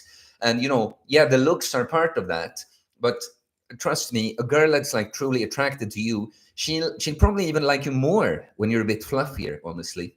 Like the last girl I was with, of course, she thought it was kind of hot when I was like ripped too, but she kind of liked the fluffy look, because also she liked the traps, for instance. And this is often an area that looks kind of good with a little bit more fluff, and stuff. So it's like, don't even worry about that, man. Don't care about that. Domin OG, good guy, says, was a great video with Jeffrey. Well, I'm glad you thought so, man. I had a great time talking to him. I could have gone on for a lot longer. In fact, I couldn't hold him longer. It's funny when you just go off like that and you have not talked about like how much time do you actually have? Like, how long should we go? And I just realized, like, we're almost 3 hours in, I've got to half the points I have here. Like, I cannot keep this guy for 6 hours.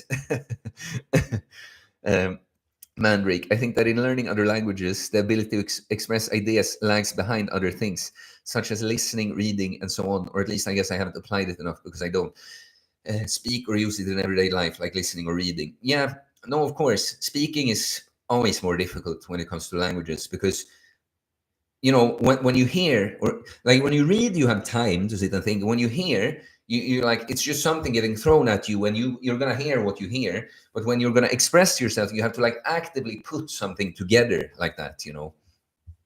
So Mr. 100 rupees. To get stronger on bench squat deadlift while still doing bodybuilding strong to a decent level, I can't bench 100 kg, for example, because I understand that strength is important even if you only train for hypertrophy. Yeah, but you said like weaknesses, because I'm not trying to, like, I'm just, we're communicating here, right? What I mean is, like, when you say weaknesses, to me, I think, like, for instance, that you have a sticking point on a lift, like, oh, I'm really weak at the bottom of a bench press or something like that. And there are ways you can address specific weaknesses. Like strength is range specific too. Like, for instance, I'm going to go on to answer you a little bit more, but I'm going to give an example here. Benching, the bottom part used to be the heaviest part for me. Then I did so many super deep, like, dumbbell presses, super deep dips, ring push-ups that are like deeper than the deepest position of a bench press, and got stronger there. It's no longer the weak point for me. It's somewhere like right after the middle now, closer to the lockout, so the point is that you can train, like, emphasize the weak portion of a lift, but otherwise you just do what I told someone else earlier on the stream. If I guess you joined later, of course, but like, what I do to kind of power build is that I train these compound exercises mostly in the 5 to 8 rep range. Like the bench press, for instance, I don't recall where I started quite now on the bulk, but I increase reps, and I guess I did like 100 kilos up to 8 reps with past reps. Then I went up to 105 kilos. Don't remember what I got the first time, what I pushed that up to 8 reps too. Then I went up to 110 kilos. I now have 7 reps at best with 110. But you see, you can improve strength. You just don't train 1 rep maxes necessarily, you know? So yeah, that's the thing. Just progressively overload in a rep range. It says, not strong for my size and muscle percent. I got stuck on newbie strength. Thanks. But yeah, progressively overload. Just do it in a slightly higher rep range, like 5 to 8 or 5 to 10 reps. That's the thing. You know, I want to reach, this is why I have these like a little bit hybrid power building goals, that I want a 140 kilo bench press now. I would have gotten it way sooner if I trained for it, like more of a 1 rep max training. But I want to get my 140 kilo bench as a side effect of me getting stronger in the way I train it for like hypertrophy too, you know. So do you see, I take a little bit of the not the fastest route to that personal best because it's not my main and only goal, you know. Yeah, I would have gotten 140 a long time ago if that was like my main goal that I cared most about. Now it's like, I would like to get that number, but I mainly use the bench press to build muscle and get stronger. I just let it take a bit more time like that. The club says I can listen in most languages. Yeah, way more easy to listen or read, typically, yeah. Like who can say like, oh, I can speak a language, but I don't understand it. Ever heard anyone say that? Theocracy asks, do you stream every week? No, I used to, but I didn't feel they were, I don't, you know, guys, it's like now it's getting bigger, and obviously when it's a one-off stream, there's been a good volume in the chat. But what I find is honestly that when I stream too regularly, it's like people get spoiled. Suddenly people interact less in the chat. I get a feeling that some people that watched it live are like, oh, I can watch it afterwards instead, you know. Not as many super chats, which is not the main thing, but it sure motivates you on a day like this when I'm like tired. I would be kind of happy to just chill. Then I can expect both like good input, so there's actually something to talk about for us here, and support with super chats. Those are things that like make you, you know, it's good incitement to chat. So now I find that I cannot do them regularly because it's been like that for a long time. That always when I start doing them regularly, it's way more. They're just better outcome the first few streams, and then it tapers off after a while. And so now it's even time energy wise. I just don't feel like, especially on Sundays now, I don't want to have it regularly. But another thing is that I'm thinking about bringing back my group coaching, you know, having group calls. Then I would have this on a weekly basis, but with people actually having their faces, and it's also interactive. I would still be like the teacher, like in the classroom, but other people would speak too. So no, for now, I think streams are going to have to be, you know, a bit more irregular, either just spontaneous at times or for something like this. So like, oh, 20,000 subscriber Q&A, you know. Beamer Boy, hey, I have asthma due to which I can't gain enough weight. Any tips to bulk? Why does the asthma get in the way for gaining weight? I don't understand that. Because, you know, I know what asthma is, but it's not like I know a lot about it. And from what I know of it, I don't know how it keeps you from gaining enough weight. Is it because you're like too swollen in your throat? Drink more calories, maybe. Like drink fruit juice. Do a shake. Lots of protein and fat. Something like that. Oh yeah, Theocracy, just because I saw that now. Oh yeah, do you know people are posting your thumbnails on Instagram as memes, the Volcel videos and all? That's how I found you. Yes, do you know that I know that? Because a guy, like a natural bodybuilder guy that I've just known online for a while, he sent me one recently, and it frustrates me so much. They post these things. Right? First of all, I don't care, but they're trying to make fun of me. You know, it's like a screenshot of like women that don't want me are insane, and then it's an ugly screen cap when I like with my glasses, you know. So they're trying to kind of like make fun of me, which is fine, you know. But do you know what annoys me? That they cut out my name completely. And then I see this fucking post with like 22,000 likes, hundreds of comments, like reach hundreds of thousands, you know. It's like, fuck, can you like give me credit? I guess you managed to find me, but when you don't put my name, people have to actively go and search someone that was really intrigued by the picture, right?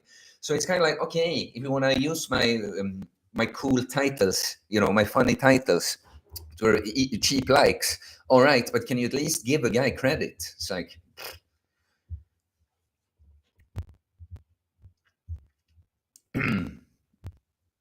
Alex Trillington. Interesting response to the passport bro concept. For me, if I meet a good girl here in the UK, then cool, but I know that I can meet someone fantastic in other parts of the world. Yeah, you know what I find is that girls here in Stockholm are generally just way too masculinized. Like even girls that are like quite nice, you know, aren't like angry feminists or something. It's just that I have a hard. I don't get attracted to most Swedish girls, even the ones that like technically look very nice and stuff. You know, 'cause I just don't find that pull, that polarity. And I found that like Southern Europe girls from there, like they usually like me a lot, but they are more feminine, basically. You know, Latin women often. That's what I notice. So it's like it's more that statistically, I think I'd get along more with those kinds of girls. But of course, could be someone like that here too. And Head Krabby Patty says that local is always more convenient than moving to the other side of the world, meeting someone there or dragging them back to your home. Of course, but especially for me, since I have been, even before meeting someone from a different country, I've been open to maybe I don't want to live in Sweden, you know. So yeah, that's also why it seems like less of a hassle to me, since I, even outside the relationship thing, could be willing to move. Beamer boy, how do I best lust? Um, it's like, you know, do you mean just in general? Is it specifically porn, or do you hook up with girls? It's like one of the things is, again, this like, what need am I trying to fill here? Because it's not just lust. It's not just that you want that thing. It's some kind of need. You're trying. Well, often with lust, it's very often poor, low self-esteem, needing that validation that's kind of combined with this sexual urge, of course. So, you know, building yourself up, validating yourself from within, doing things so that you don't feel like you know, you prove to yourself that you're worthy, so you don't need to, for instance, hook up with girls. Other than that, the other aspect is to just remove triggers, like shape your environment, like, you know, block porn sites. Don't scroll Instagram if you always see a bunch of like, I don't know, big booty girls. I don't know, those things pretty much. Clump, just watch the sloppy egg rice food. What is it? Thing. Going to try that. Yeah, do that. It's amazing. And Mr. Underoopy saw that meme of your thumbnail as well. It's like, yeah, guys, please comment. You know, that's uncommon sense. That's Theo. Yeah, I deserve my clout from those things.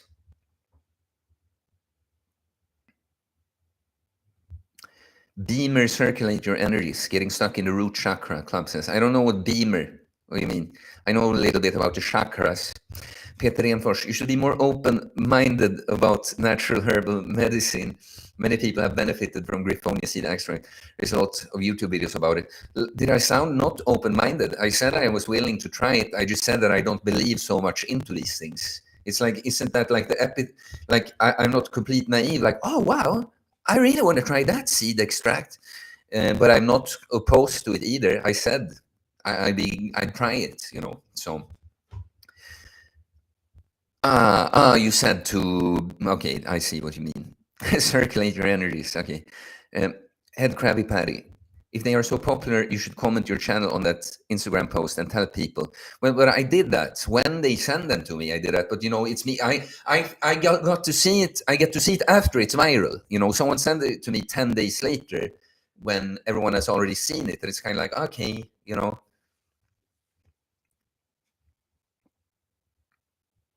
Mandrick, medically with the IBM, what is your fat percentage? Do you mean BMI? I don't know. I have no idea. Haven't cared about it in a long time. Mr. 100, what's your peak bulk fat percentage? Well, I said that too before, probably not over 20%, probably below that too, probably not above 18%. But really, these percentages, they're estimates from me that I do not care about at all, okay? It's just because I get asked about it. And to me, apart from like determining like, oh, this is the healthy range or something, but the only reason to talk about the body fat percentage numbers, it's like when we try to describe a look, when I can't show a picture of someone, I say he's quite lean, like he's probably like 10% body fat, like really lean, natural bodybuilder guy. Then I can give someone an idea of what that looks like. But other than that, like me right now, I don't care. It's like, what can it be? 15%? There's some veins, some striations and stuff going. I don't really care.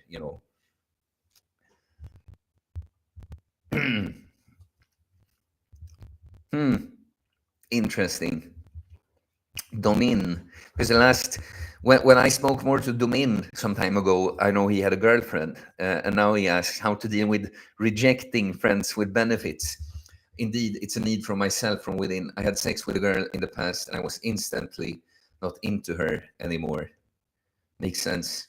I'm not quite understanding that. How to deal with rejecting friends with benefits, and then you had sex with a girl and you're instantly not interested anymore.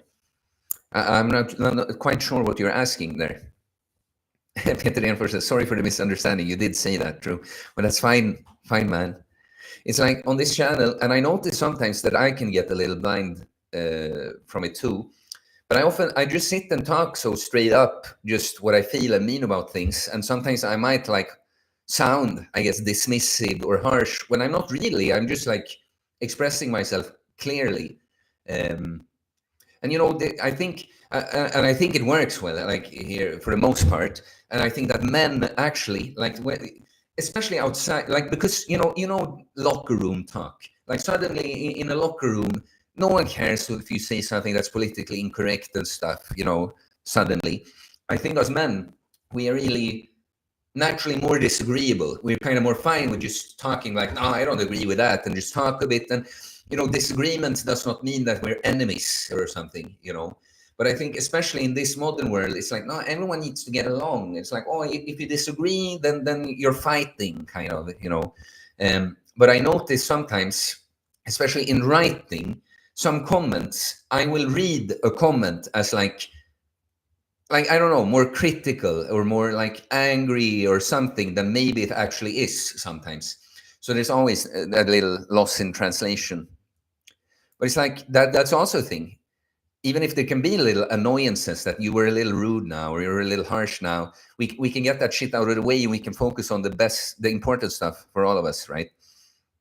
And the Theocracy said, any specific vids of yours you want new subscribers to watch? It's like, it's a good question. There are so many. Like I should get around to doing those playlists. That's also a thing, guys. I would wish sometimes. I see it on other channels how like some dedicated followers just do stuff, like create playlists or timestamp a stream or something. It would help me out so much, because it's like, I guess for someone that's new, there are many like, intro to prolonged fasting, how to bulk, how to do this, how to do that. There are many of those videos I'd like you to see. There are many random good mindset ones. So it's pretty much you have a huge library of things to look at here. And remember, guys, you can click in on a channel and do a search on the channel. If you search like bulking or fasting or mental health or panic attacks, you're going to find stuff on all these things. So it's more like the things you see that I'm into, search the channel and find the videos accordingly. That's what I'd say. I'm going to have to go soon. We're 2.5 hours. It's 6 p.m. here. I need a little bit of time to wind down for myself today. Head Crabby Patty. Maybe someone will send a super chat before I go. That would be really nice. It would be really kind of you, showing some appreciation for old Theo. Head Crabby Patty. By the way, how did you start as a coach after getting over your anxiety issues? What job/education do you have before? Sorry if you have repeated this information numerous times already. It's a good and interesting question that I haven't been asked too much. But it's just that the answer is a little long, but I guess I'm kind of happy to go. And I just got curious. Okay, you're answering domain when I just read that. No, but so I was always quite lost on what to do in life. Like I said earlier in the stream, that I would any job or anything I studied was mostly just because I got to do something, right? Something to do throughout my days and something that generates some money so I can do bullshit hedonism stuff, basically, mostly.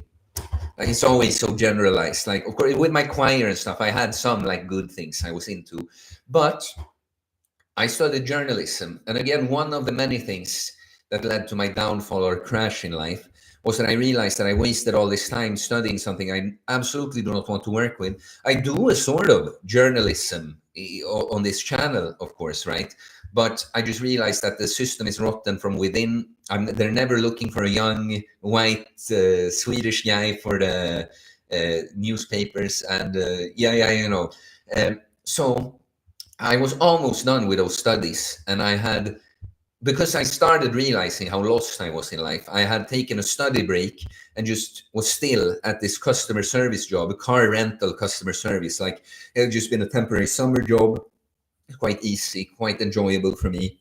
And I just was working there where I was thinking, what am I supposed to do?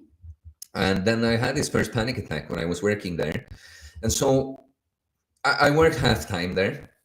And then, I did the whole thing. I get over the panic attacks, and then I don't work there anymore. And so basically, I know now I don't want to be a journalist, but I just had one semester left to study. So if I had gone like halfway, I probably just would have abandoned it. But now I was like, did I really do like 85% of it? Just like, I feel like I had to complete it, and it was kind of good because I could study basically anything to just complete my my, like, what is it called, bachelor's degree in English, I think. So I studied like political science that I barely had to be in school for. I just had to go in for some like seminars and tests. And so the rest of the time I was pretty much getting into training, learning to train and getting into it. So I was studying this, and then I kept doing the training stuff, and I had like little, just small part-time jobs. Like, I worked serving food at a buffet and stuff like this, And then when I had been training for like 16 months, something like that, I started doing like personal training education. So I started working as a personal trainer when I had been training in all of this for like 1.5 years. And I knew that the personal training job is the actual education, because the YouTube channel that I started doing in that, some coaching service via that is what I really want. And then I was offered a job at the I almost said it. It's not a secret like that, but you try sometimes to not just say outright all the places and people you've associated with. But basically, I got what could be described as the best personal training job you can have when you're not completely just your own, like very well paid. Like, most people that are like educated with a degree that work in an office, they would make less than you do as a personal trainer in this place. But I just hated it there. Like, I couldn't do it for the money. I've not been in. I want to make money from what I do too, but I've never been in it for the money, if you see. So because there was a little bit of a special thing, you weren't employed. You had a company, and it was sort of as if it's a franchise thing. It's like the customers would pay the place that would pay you later. So now I had started my company, and then I started collecting clients. I noticed it was as if people that were following me had almost been waiting for me to offer something like that. So I decided if I can get 10 clients before the year is over, because it was in December 2021, then I'll say, fuck this place that I don't like working in, and I go completely on my own. And that's what I've been doing since 2022. And before the journalism, that I had various random jobs, sales jobs, and I made some money playing poker, like I told you. But there you go. That's basically the story. Of course, I've gotten further with my own business now than when I started. Okay. Oh, Domin said, still together with the same girl. Just wondering how to deal with it. I get offers from time to time. It's like how to deal with it. Yeah, yeah. Like the next guy said, just say no. I have a girlfriend, and Domin says, indeed, I do, but some don't care. What do you mean they don't care? They cannot. I hope they do not, assault you. Just say no, bro. Oh, there he is, Philip Hoffman, my favorite fasting guy. €5 super chat. He doesn't say something, just expresses some appreciation, I guess. Thanks, man. I hope we're gonna do coaching soon because you could have use for that. The constant reminder that it's time to eat now, it's time to train now. Theocracy, good stream, and thanks for the advices, bro. Congrats for the 20K milestone. I have to sleep. I just remember that guy asking how to build a physique with $0. Trying going for 3-day passes. Just got a free trial for gym today, another for tomorrow. Yeah, I mean, if you can get around and do that, so yeah, sure. It says my mic is crackling. This can be caused by having a phone near it. And Philip Hoffman says, just a little thanks for our Instagram chat, bro. Well, thanks, man. It's like, people pay me a lot more for my time than €5, but okay. No, I'm just kidding, man. I appreciate it. And I'm happy to talk. Clearly, I was happy to talk to you on Instagram, right? But we'll end the stream here, guys. It was kind of long. Thank you for sticking around, and thanks for the support. Those of you who gave the super chats. We'll see you next time we have a stream. But expect videos in the week as usual and all that. Let's go.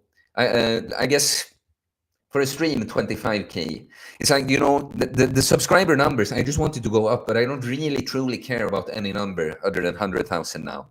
They're just good excuses to stream. But okay, guys, thank you for today. I'll see you later. Peace.